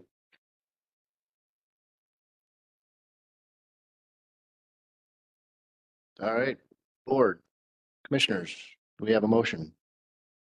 I'll make a motion that we approve the site development building plans. So it's outlined with the 10 conditions. Do we have a second? We have a second. Any discussion on the motion? Seeing this is a multi-phase development, you pretty much matched all the other buildings you have out there with difference in color. So, any further discussion? I would agree with what you just said. Okay, all in favor to approve the motion with the 10 conditions, say aye. Aye. Aye. Opposed? Motion carries. Thank you, Mr. Faber. You are approved. Congratulations on your 3rd phase. And doing it early. And doing it. Okay. All right, next item on the agenda, item C, excuse me, Brian Design, agent for TDC Willow Creek LLC, property owner of North 102 West 19200 Willow Creek Way, certified survey map application to divide and convey 2.67 acres containing a stormwater management basin from the village of Germantown to the TDC Willow Creek LLC. Action is required. Director Etzloff. This proposal concerns Lot 4 in the Willow Creek Business Park as shown on the screen. It's approximately 27 acres in size, contains an existing industrial building. You recall back in last year, site plans were approved for an outdoor storage area on Lot 4. In the course of reviewing those, it was determined the stormwater basin that serves the area just lies to the east of the building, would need some minor adjustments, some expansion to accommodate the additional impervious area. At that time, it was discussed that the stormwater basin serves the Lot 4 building owned by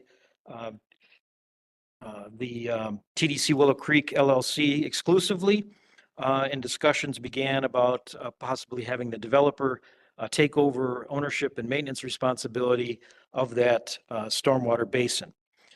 It was agreed to, and this particular CSM is needed to accomplish the transfer of the stormwater basin from the village to the developer, as was generally agreed. As shown on the certified survey map that's proposed, there's a 2.67 acre area surrounding, including the stormwater basin that will be transferred from Outlot 2 to Lot 4, as shown in the certified survey map. And as shown here, staff commentary is that the proposed CSM complies with all zoning standards. The pond maintenance responsibility will be subject to a new stormwater maintenance agreement. And the village surveyor had some minor technical corrections in a January 20th memo that will need to be addressed prior to recording the certified survey map. With that, the staff recommendation is to approve the proposed 2-lot certified survey map, subject to one condition. Commissioners, can I get a motion to put it on the table? I will move approval of the proposed 2-lot certified survey map for TDC Willow Creek as shown with the one condition. We have a motion. Can I get a second? Second. I have a motion and a second. Any discussion? Seeing no discussion, all in favor say aye. Aye. Opposed? Motion carries unanimously. That brings us to item D on the agenda, which is Cirrus Property Group LLC, agent for Faith Lutheran Church, property owner of West 172 North 11187 Division Road. Site plan consultation for a proposed 4.72 acre 42 unit multifamily residential development in the Lannon-Mequon Road corridor. Director Retzloff. Thank you, Mr. Chairman. This site is located at the intersection of Division and Mequon Road, as shown on the screen. It's approximately 10 acres in size. It's currently zoned institutional. This particular property is located in the Lannon-Mequon Road corridor that is in the far east corner, as is shown on the screen.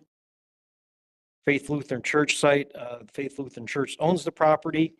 Under the 2050 plan, it designates the property within the corridor as suitable for commercial uses as a desirable use and residential uses as allowable uses, including single family, 2 to 4 family, and multifamily.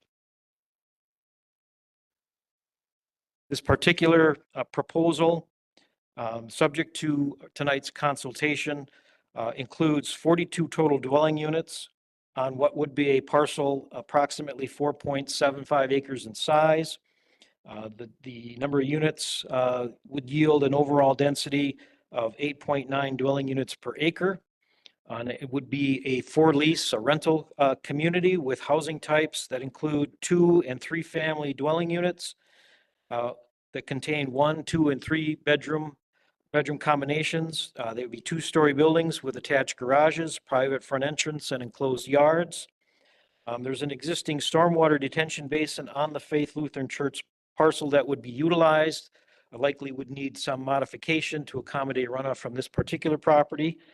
There is one new access driveway proposed onto Division Road as shown in the site plan on the screen, with the possibility of an additional emergency access on the north side of the project.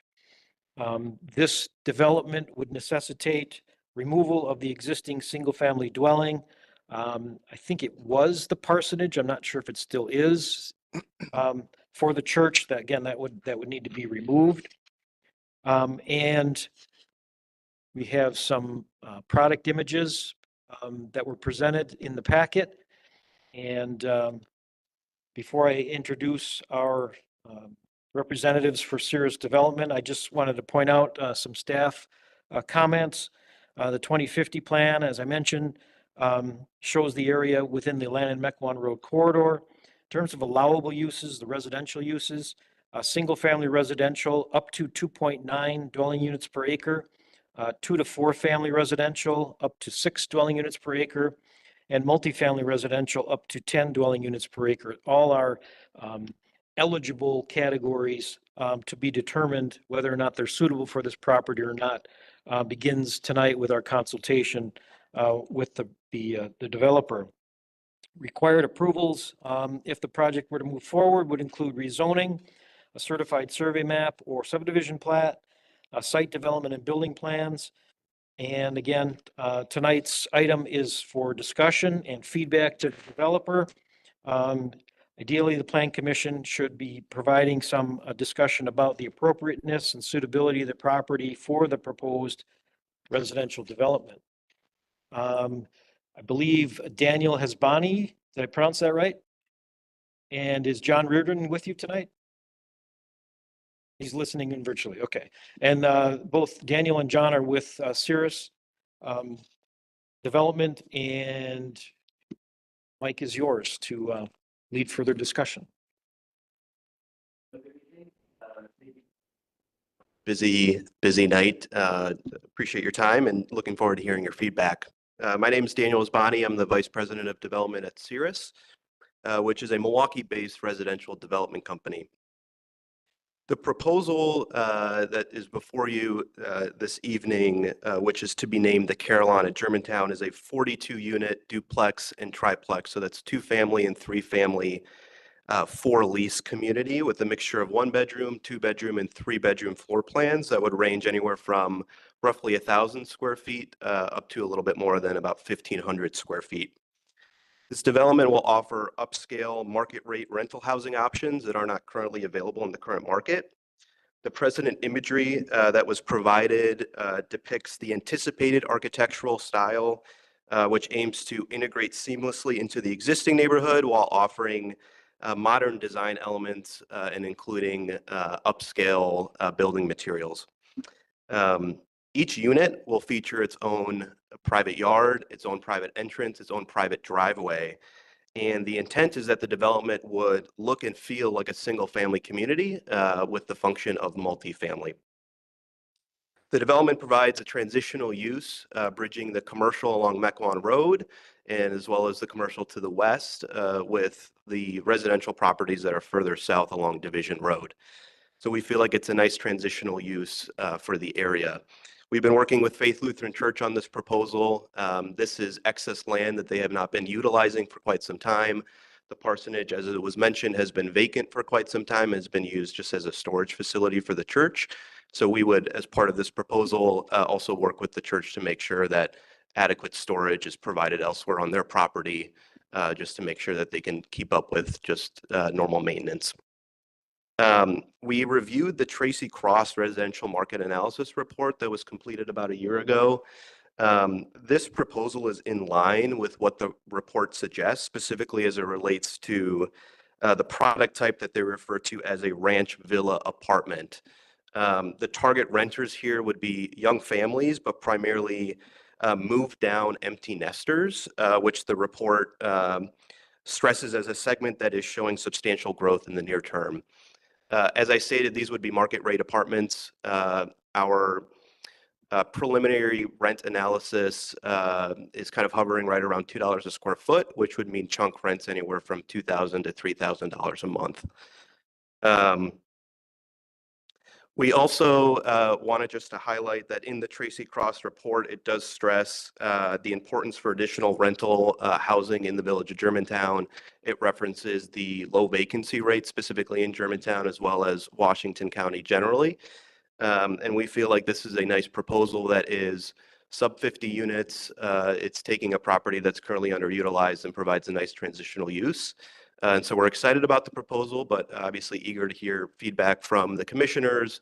And then obviously we'll be going through the proper process with obtaining community feedback as well and going through all the approvals that would be required. So happy to answer any questions and look forward to hearing your feedback. I'll turn it over to the board, to the commission. Any questions, comments, feedback? I had one here. I was a little concerned about, it seems like there's a lot of density here for the traffic pattern you'd have to get in and out. You'd almost certainly need that optional emergency exit at the one side there at the top, the north side. But I don't know, it just seems like everything's pretty tight. Yes, as part of this proposal, I want to thank staff as well. We've done some preliminary coordination on this proposal, but it's our understanding that if we were to move forward, that we would also complete a traffic impact analysis as well and coordinate those efforts with the village.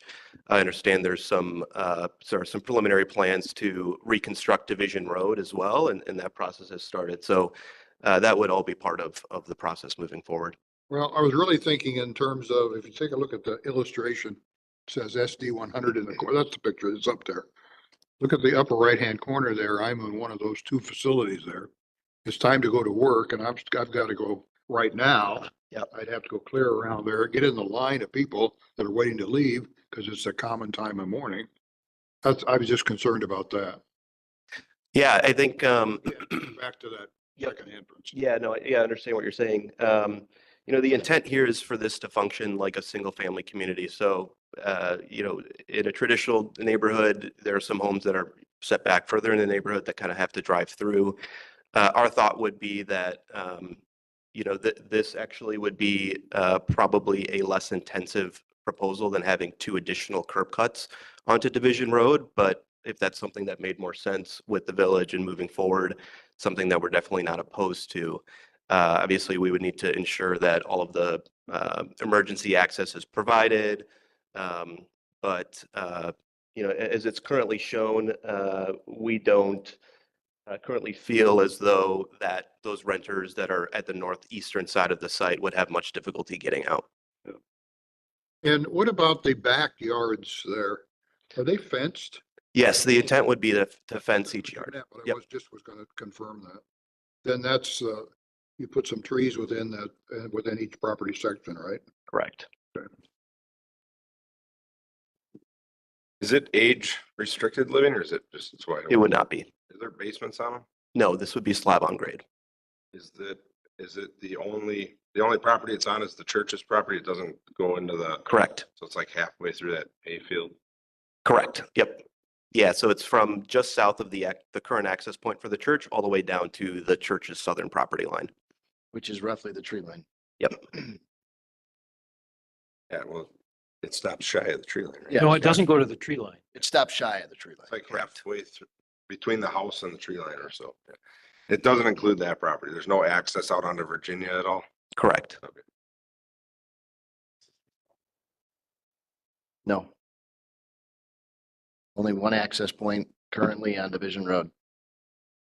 We're talking about 2. Yeah, there's the, wow, that's what I mean. So that access or the current proposal does not connect through. Yep, correct. Director Retzloff, have we gotten any understanding legal interpretation of rental? Whether we're allowed to discuss rental or? If I understand your question, after our last consultation, we have reached out to village attorney and other sources to get an answer, a definitive answer to the question, to what extent can the village regulate rental housing? To put it bluntly, and probably not necessarily in the right way, but that's the question. We hear it over and over again. We don't want rentals. And we don't have a definitive answer as far as how far we can go, or if we want to go that route. Clearly, that would be a decision that would have to be made ultimately by the community and the village board if we were to regulate something like that. Right. To date, we don't regulate. No. Do you retain ownership of it, your company, once they're built? Yeah, that's correct. So you would be responsible for maintaining the yards, and you'd have a set of covenants or restrictions and things of that nature that would prohibit people from storing junky cars and for lack of a better phrase, crap in their backyard for everybody else to see. Yes, correct. Yeah, we would be responsible for the day-to-day management of the community. The upkeep with landscaping, with snow removal, just general maintenance as well. That's one of the appeals for these empty nesters that would rather rent versus own. Is It's a that little a bit more private road? hands-off. Would that be a private road?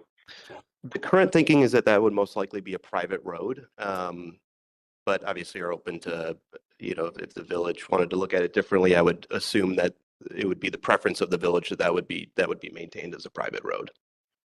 Otherwise, it has to have a T or a cul-de-sac on the end of it, or it has to go out. Right. No walkways in there, just.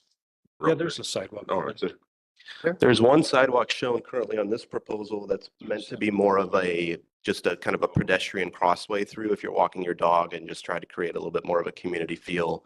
Obviously, this is very conceptual in nature, kind of more of a block diagram, and more details would be shown at a later date. What's the density of this?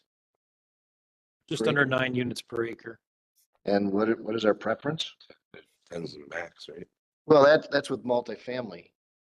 Is this considered multifamily? When I talk multifamily, I'm thinking apartment building.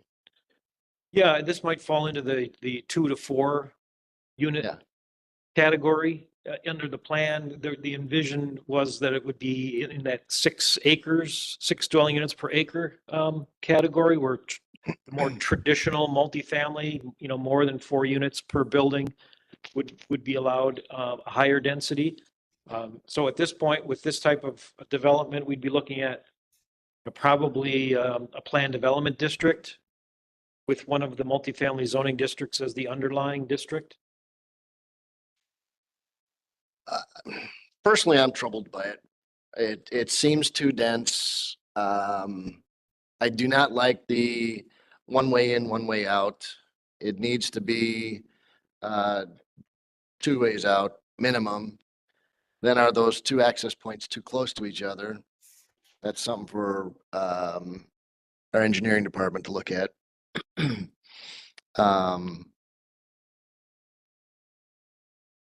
It just seems jam-packed in there.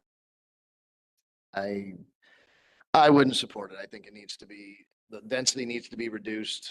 I'm not in favor of cookie cutter buildings. If all the beige buildings are going to be the same, if all the green buildings are going to be the same, if all the blue buildings are going to be the same, it's a lot of cookie cutter that I just think makes a bad neighborhood. Can you, using the renderings, tell us which ones are the green, the blue, and the brown? Yeah, so these again are just kind of general depictions of what it could look like. The green, if you go back to the concept plan, the green and the brown are all triplexes. So that would either be those are 3 attached units. So one example is the photo on the very kind of bottom left-hand side there. Most of these units would actually be 1-story ranches. All of the units would have primary bedrooms on the first floor. So only a few would have the actual 2-story component. So most of them would be 1-story product. And then the duplexes obviously would look similar to what's been shown there. So the idea here is that this would be a multifamily development.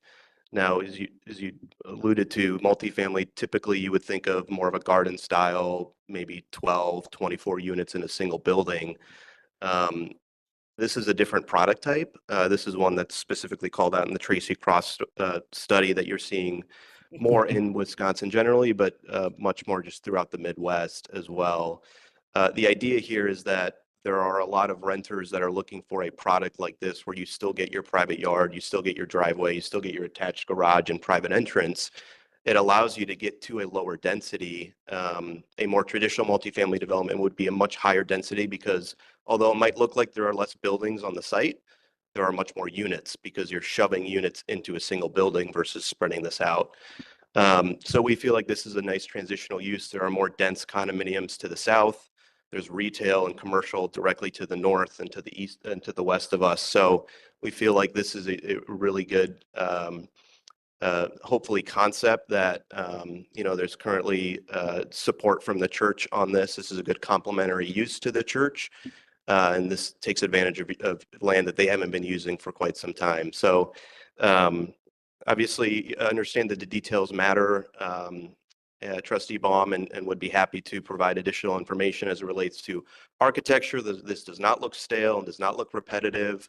The access is very easy to alter. Obviously, we'd be going through the traffic impact analysis process as well to ensure adequate separation and adequate traffic flow. But this is exactly, obviously, what we're hoping for is this candid feedback. So I appreciate your thoughts. Can I ask, is there an existing development similar to this nearby that we could, on our own, drive through and take a look at? Sure. Yeah. So directly nearby, there's, a development that's semi-similar to this would be the Foxtown Townhomes. The P2 development that is on Buntrock, I believe, in Mequon. They are row style townhomes. That's even more of a dense product because they're all attached housing. A similar proposal would be, and I don't know the exact name of the development, but I believe it's Heyday Oak Creek. They are a built to rent concept development down in Oak Creek that recently went up. I believe they're now leasing those units. That's a similar concept as well, but they are also, they have more attached housing than what's currently shown. This is duplex and triplex. And so something that is this broken out and more akin to single family is not something that's typically seen because it usually is, going to require more density to make a project more feasible. So there's kind of that balance between trying, having this be as close to true detached single family, but still making it feasible that it's something that we could bring to the community. Other than ownership. Yeah. How does something like this differ from a condominium type development? Other than ownership, it would function a lot like a condominium development. The occupants are paying into a association of some sort, or paying an entity to maintain all of the common areas, not their own backyards, they're maintaining those, right? The individual. So we would actually be providing lawn services for the backyards as well. We would be providing, we would mow the backyards as well and provide maintenance for the entire yard. Okay. Yep. So guide me to the stuff on Buntrock. Is that north of Mequon Road? It's south of Mequon Road. South of Mequon Road. Yeah, there's a small 42 unit, actually, yeah, it's same, I think overall unit count. It's 42 units just south of Mequon Road on Buntrock. 3, 4, 5, 6, 7. It's south of the Spur 16 development. Yeah. There are again, it's not the exact same product. It's something that we would view as a comparable product. It's row style housing. And that development has been very successful in Mequon specifically. Are those for lease? Those are for lease, correct? The ranches would be similar to that. Yes. That is similar to that, except those are just duplexes attached. It's. Yeah, the ranch component looks like it. Did you have something? Dean has his hand up. Let me go to Dean first. Dean, Yes. you had a question, a comment? I have a couple questions. First of all, thank you for using the Tracy Cross report. I mean, it's something that we went out there and pursued, and overall, it's a good unbiased study of the housing needs that are, of the housing that needed in our area. Gives you an overall view, and you using it as a resource. I appreciate that very much. It's out there for just that type of use. So thank you for that.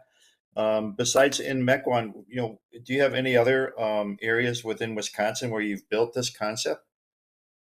We as a developer have not built this concept anywhere. This would be our first development of this nature. We are a relatively newer development company. Our background is with a much larger national developer. So we have experience with this built to rent product nationally, but as a development company, this would be our first.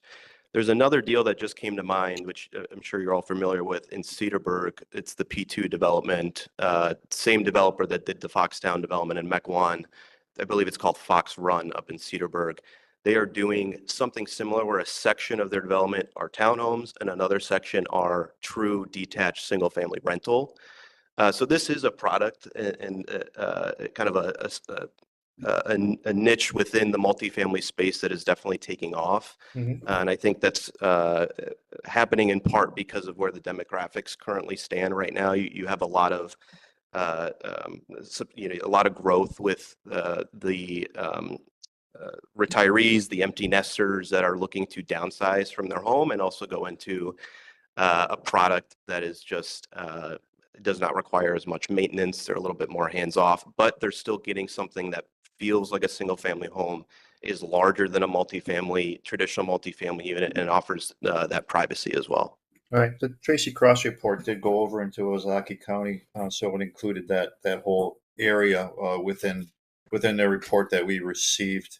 So I take it then, the church is looking to sell this property, so they're just receiving a one-time cash flex for their needs. So there's no long-term revenues available for the church. It's just sell the land and they're pretty much then out of the way. That's correct. Some of the additional discussions have been really related to assisting them with their storage needs and making sure they have the storage needs, as well as potentially in the future, if they were to hire another pastor as well that would need housing, we're willing to have those conversations with them. But correct, it would be just purchasing the land from the church. Okay, I have a couple similar concerns as Trustee Baum with overall density. Layout is, for a better sense of a term, and I don't mean this to be demeaning, it's somewhat blasé. But I know that you're trying to get so much, within that property. So there's only so many ways you can lay that out. I do have some concerns with traffic. There's, a fair amount of driveways that come and dump onto Division Road right in that area over by the condominiums. The library access is, all on that eastern side. So, I think that traffic study is needed so that we could see how that would be affected and if there would be any issues with traffic or any type of accident issues within that area, because you do have a fair amount of traffic dumping out onto that road in that short distance. Previously, we've seen development proposed on this property. A number of years ago, there was a dormitory for youth volunteers that was proposed to be built here that was similar. Not so much in style, but it could have probably been turned into rentals, after the use for the volunteer dormitories was no longer needed. So that did get denied because there was a concern for some of the residents in the area of it turning into apartments. You're stressing a higher end product. And what was the monthly rate that you were kind of quoting there for rentals on the each unit? Was it 3,100 or something like that? $2,000 to $3,000. $2,000 to $3,000 depending on the unit type. Okay. All right. So there's nothing like that within Germantown that I can think of. Others would be condominiums with HOAs, but not a full rental house product that I can think of within Germantown. That's all I got for now. Thank you. Thank you. Yeah, can I ask? Yes. How many units do you expect to have 3 bedrooms? It's a good question. So the way that we're currently trying to design these floor plans is that you would be able to kind of interchange between a 3-bedroom and a 2-bedroom by turning a single-story building into a 2-story building that would allow you to have an additional bedroom on the second floor. So that would allow us to be able to kind of alter the unit mix. This would be primarily 2-bedroom heavy. And so the 3 bedrooms would account for maybe 25% of the unit mix. Again, that's still very early to really know what the exact numbers would be. Although you indicated that this would be your first endeavor with this type of product, what is your experience or familiarity with the number of school-age children generated from a development of this type? Yeah, so as I mentioned, our experience with it is with a national multifamily developer that has developed over 30,000 units across the country. So they have a lot of data on this. There's also a lot of data that's shared through the National Multifamily Housing Council, just based off of generally built-to-rent style multifamily development, more traditional multifamily development, and how many of those households have school-age children, which they classify as anywhere from 6 to 17 years old. If you look at all of that data, it kind of brings us roughly to about, for a development of this size, it would be about 15 school-age children as part of this development. And there's a lot of different ways to slice up that data. Sometimes it can get to as low as 10, sometimes it's up to 20, but it averages to about 15 kids. Can you say what the criteria are that result in a 15 versus a 10? Is it number of bedrooms? Yeah, there's some data that is split up by you're looking at just the data set either as the number of students per 100 households, or the share of school-age children as part of the development community. So they just chop it up in a few different ways. Obviously, it's not an exact science. We believe that this development will be primarily empty nesters. And so you're looking at probably some young families that want to enter Germantown and maybe are just priced out, but would like to rent for a few years while they come up with a down payment to eventually live here. And so you could have some of those renters as well. So it's really hard to know, but I think that the best guess we can give as of right now would be roughly 15. President Walter, you had another comment?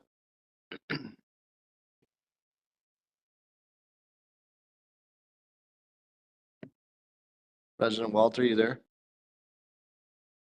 Yeah, I'd be interested to know what Mr. Ewert has to say about the amount of kids that would come from this development, and then also be interested to know what elementary school that would be targeted to. So it falls in county line. As far as the elementary school goes, 15 kids per. That's an interesting number. Obviously, the developer's discussing that it's an empty nesters community. So where we derive children into that plan is interesting, but obviously 15 kids, it's not just going to go to one elementary school. That'll be middle school and potentially high school age children as well. It's not our most impacted school, but it's our second most impacted school via rental developments. Just for context, MAC is our most impacted, and usually in the July to August range where rental agreements come up or new move-ins or move-outs occur. We have about a $500,000 budgetary swing just for that building to manage that apartment student income outcome load. That requires us to hire staff at an undesirable time, as most staff are set across the CESA 1 area that late into the summer. Does this tip anything in one direction or another? 15 kids? No. Do 20 developments like this in an area start doing that? Yes. So I think those are just some things to consider in regards to this. Okay, thank you. So, furthering on my comments, the two developments that you referred to, Fox Run and property just south of Foxtown, both of those are actually not being perceived well in the community for two reasons. One, it was kind of a bait and switch when you look at their renderings online. They're very nicely done renderings, but what was actually built there was so cookie cutter and so cheapened out, they look terrible.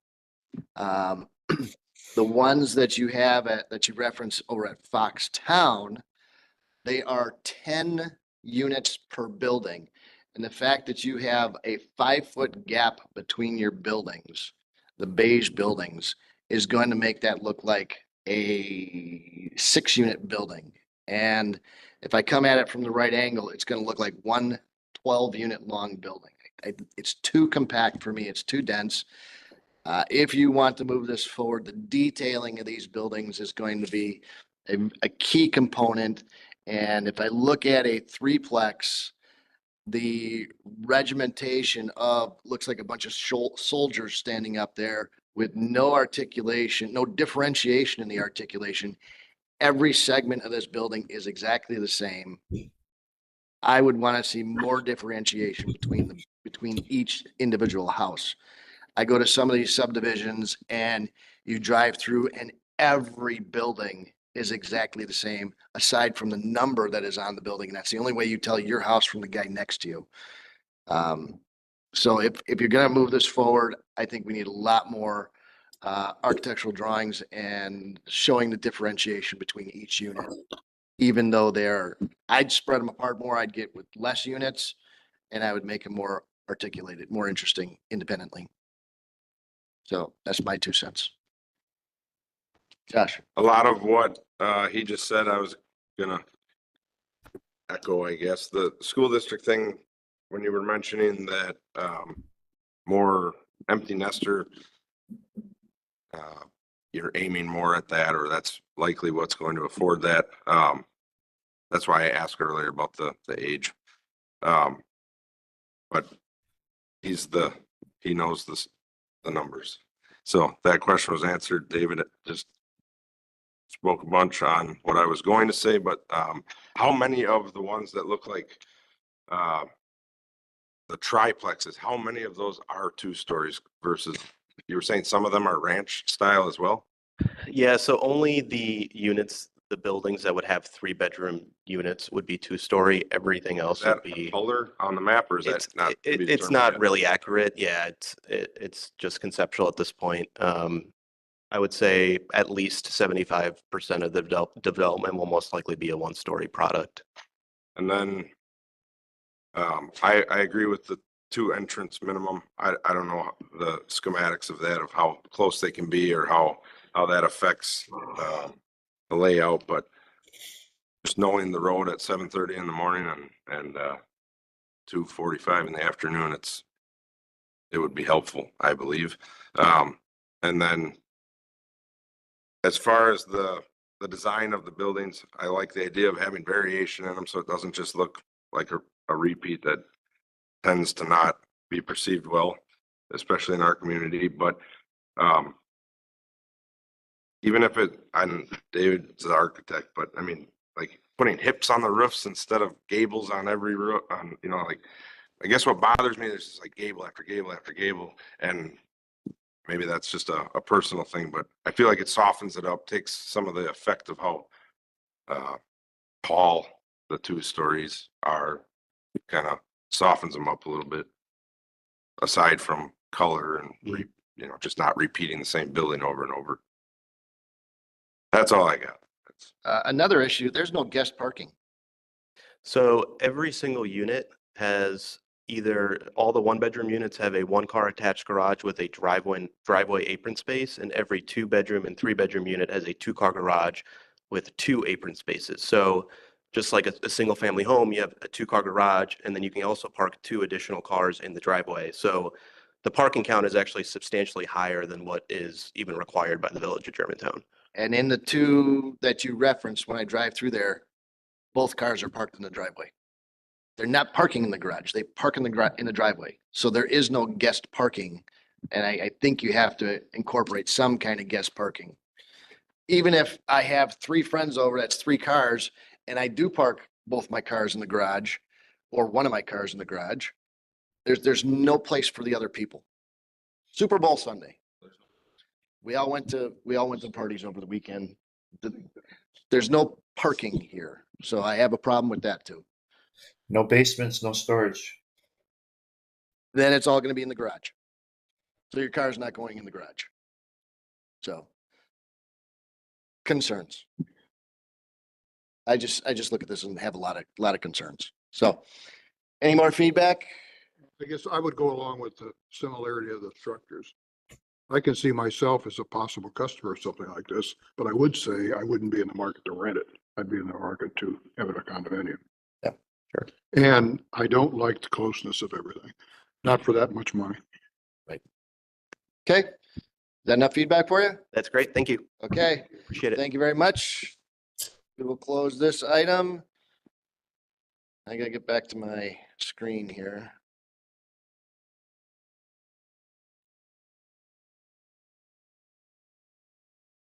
That brings us to item E, May Steel Industries, agent for Zilber Property Group, property owner of West 210 North 12975 Gateway Crossing. Sign review application. There will be action on this. Director Etzloff. May Steel Industries is occupying 43,500 square feet in the Zilber Building number 5, as shown on the screen off of Gateway Pass, and they would like a sign on the outside of the building. As shown on the screen, the proposal is consistent with the sign regulations, and staff recommendation is to approve, subject to one condition. Commissioners? I move approval of the proposal sign as you submit with the one condition. Second. We have a motion and a second. Any discussion? No discussion. All in favor, say aye. Aye. Opposed? Motion carries unanimously. Thank you very much for May Steel coming in. Our next item is item F, which is Supreme Signs agent for Busdom's Trust, property owner at West 188 North 10515 Maple Road. Sign review application. Director Etzloff. The Busdom Trust, owner of Busdom's Pub and Grill, is looking for some wall signage. Currently, they have no wall signage for their facility located on Maple Road, as shown on the screen. They're proposing essentially the same sign on 2 elevations, a 3 by 9 foot, 27 square foot aluminum and polycarbonate, basically a sign cabinet with the internal illumination. The signs would be mounted on the facade facing both Highway 41 and Maple Road, as shown in the pictures or the renderings. Both the wall signs comply in terms of square footage. And as we've discussed in the past, wall signage is typically approved or you're eligible for wall signage on the road frontage that the building faces. Arguably in this case, it faces both, but either way, the Plan Commission has the latitude to approve signage on multiple facades as they deem necessary. This particular proposal, again, is consistent with the sign area requirements for the village. The only potential complication, frankly, is the history that if you recall, back in 2023, village went sort of back and forth through a number of meetings with the property owner at the time, discussing some building enhancements that were done on a back patio without permits. The solution to fixing that issue was to carry forward, provide a set of plans that show how the patio improvements fit into a bigger picture, if you will, for improvement to the building. Then there was a proposal for some mini storage in the back in the ball field area. That ultimately was withdrawn. Things advanced, the plans changed, the village approved, the Plan Commission approved some building enhancements, some site improvements that were done. Not all of them were done. And then the owner or agent for the owner notified the village, we're not going through with the project. So recently I met with the current owner, Becky Busdom, about the issue, and she has agreed and to continue the process to move forward with a new set of plans for some building enhancements improve the character and the appearance of the building. She has committed to removing most, if not all, of the patio work that was done without permits, subject to what's left to be included in approved plans that will be submitted hopefully in the spring of 2025 or later this year. But frankly, the signage issue is kind of separate in my opinion, and staff is willing to recommend approval of the signage for this particular business going forward so they can continue their operation with the understanding that we're going to be working with them again and continually towards improving the overall appearance of not just the property, but the building as well. Thank you. Commissioners? I move approval of proposed wall sign for Busdam's Pub as posted here with the one condition. Second. We have a motion and a second. Any discussion? So, Jeff, what's your feeling about, we've agreed to this sign. Do you have any feelings that it won't be this way? I mean, are you concerned about that? I'm sorry, what? Well, that they won't follow through and do what they. No, actually, I'm very encouraged. I've had a couple of meetings with Becky Busdam, and she's committed to doing things right, so to speak, and moving forward with enhancing the building and the site. Okay. She understands what the issues were in the past. And without getting into the details of some of our discussions, she's committed to completing improvements to the building, and hopefully we'll see something soon. Well, your confidence there means a lot to my vote, so thank you. Further discussion? Is the sign, how do you light a black letter? Is it, the letter looks like a shadow? It's like, is the light spilling out from behind it? Or? Yeah, the light would come out around the edges. I'm not a lighting, is a sign person here for this particular sign who could explain it further? Probably not. You can actually go one of two ways. The material that they use, either the black becomes translucent when it's backlit and the white becomes opaque. So it does come off one way or the other. Got it. So it's either a halo of the Busdams, everything's in halo, or the words actually illuminate. So I'm not sure which way this goes, but either way is acceptable to me. Jordan, are you available? I am here. Can you answer a question about the type of internal illumination? Is the black, is that the perforated where at night the light shines through the black lettering and the white is opaque, or is it vice versa? Thought it was vice versa, but I'm trying to pull up the plans as we speak. Both are acceptable in my understanding, so wouldn't think it would change the vote. Yeah. So, any further questions? No further questions. All in favor, say aye. Aye. Aye. Opposed? Motion carries unanimously. That brings us to item 5, citizen input and public appearance. Please be advised per section 19.84 parent 2 that information and comments will be received from the public. It is the policy of this municipality that the public input be limited to 3 minutes period per person with a time extension granted at the discretion of the chairperson. Be advised that there may be limited discussion of the information received, but no action will be taken under public comment. Is anybody wishing to come forward? Ms. Smythe. Melanie Smythe, N140W17938 Cedar Lane.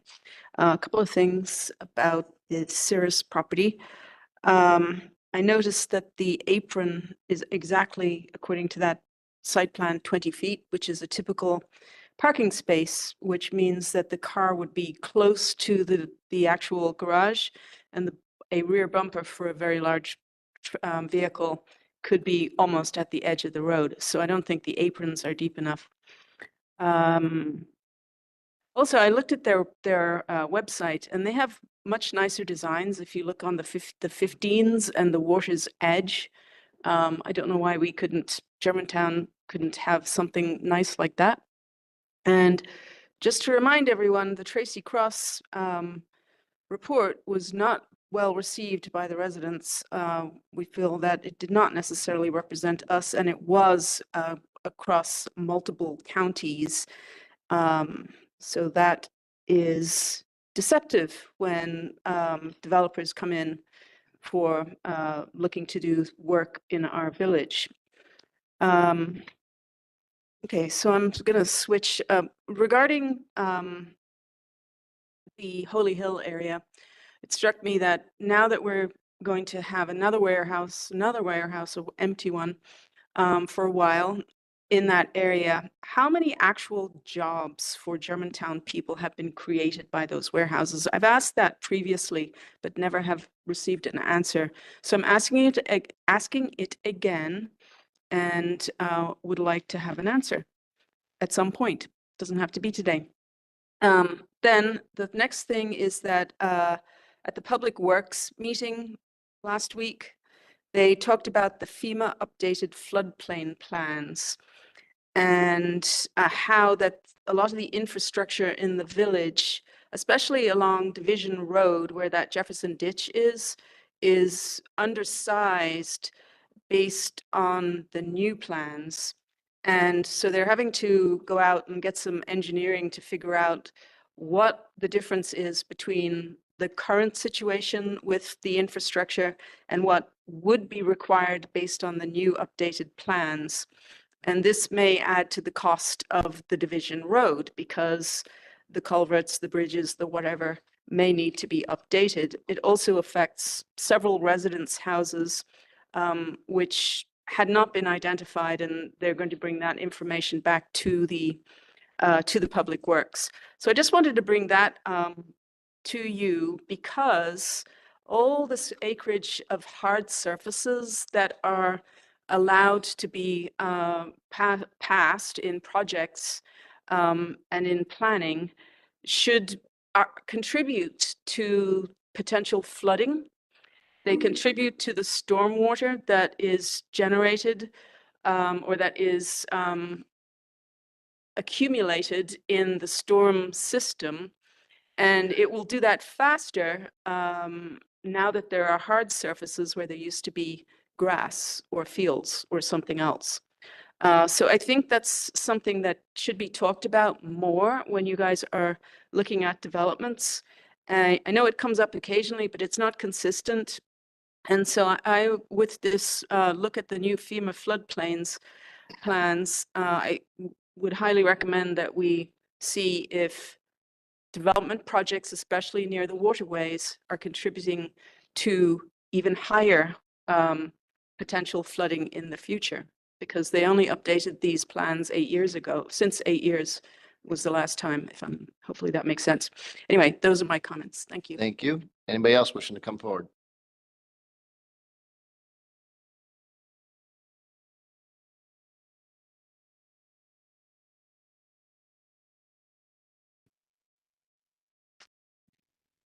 Scott Heffley, W159 and 10514 Old Farm Road, Germantown.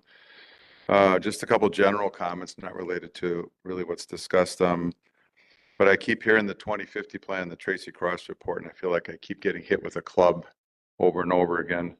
The 2050 plan was adjusted from the 2020 plan. There's a lot more allowable. You can basically allow anything you want in there, which is why developers are saying, hey, go to Germantown. We can put whatever the rentals we want in there. I think that was a mistake that was in the plan. That is my opinion. Okay. And Tracy Cross was not received well. I sat up there with you gentlemen, with this joint between the Economic Development Commission and the Plan Commission. There was 2 meetings and the residents didn't like it. Now keep in mind, that was for single family housing, cheaper single family housing. All I've heard the last 6 months is rental, rental, rental, rental, rental. I mean, and keep in mind also the county paid for that study. We did not pay for that. It was felt important that they're going to pay 16 grand for a study that tells us that we should have a bunch of rentals. And it was a 6 county area. And the statistics were skewed because Germantown it was asked by the chairwoman, could I have Germantown's information separated from that? And she never got that I'm aware of. Okay. So sure, someone's got to develop multifamily to fill a void. It doesn't have to be us. We don't need a runaway rental rodeo going on in Germantown. Okay. Rental. Single family homes is what you probably have heard repeatedly. Why not get some of those things going? All right. And organic development, not development just pushed for the sake of development, which is what we've done. We are giving away our land with all sorts of freebies, and we have very valuable land. Go ask a real estate agent. Location. People live in Germantown, rural character and location. And we're pushing it. I don't know why. We had a village-wide reassessment last year, up 38%. Apparently Germantown is worth $1 billion more than it was a year ago. That's interesting. So people that are moving here, I want to move here, they're seeing their taxes. I've talked to 6 or 7 residents that have seen their taxes go up hundreds of dollars every year, and they've moved here. Not those of us like me, 30 years, but in the last 6 years, 7 years, 8 years, all they're seeing is this. What are they getting for that? What can they see for that? Broken down roads, excess spending? I don't know. My background's in finance, and you know what? There is a slowdown in the economy, no matter what anyone thinks. I don't care what AI stocks are doing. There's a slowdown. We're going to have a problem if we go out and spend a bunch of money when the market's slowing down. The final thing is, I grew up 1 mile from downtown Cedarburg. I am intimately aware with the development in that community, okay? They had a long street of historical buildings that got redeveloped over 15 or 20 years. So that whole thing about Main Street we keep talking about, we cannot recreate what's not there anymore. Gales took it out with their expansion, and those homes that are historical from 100 and some years ago are gone. There's really nothing there left. So throw a bunch of money to rebuild something is not going to help. Thank you. Thank you. Any other questions? Any other comments? I mean, public comments. Seeing none, I have no announcements because I took over, and I will adjourn the meeting at 9:12.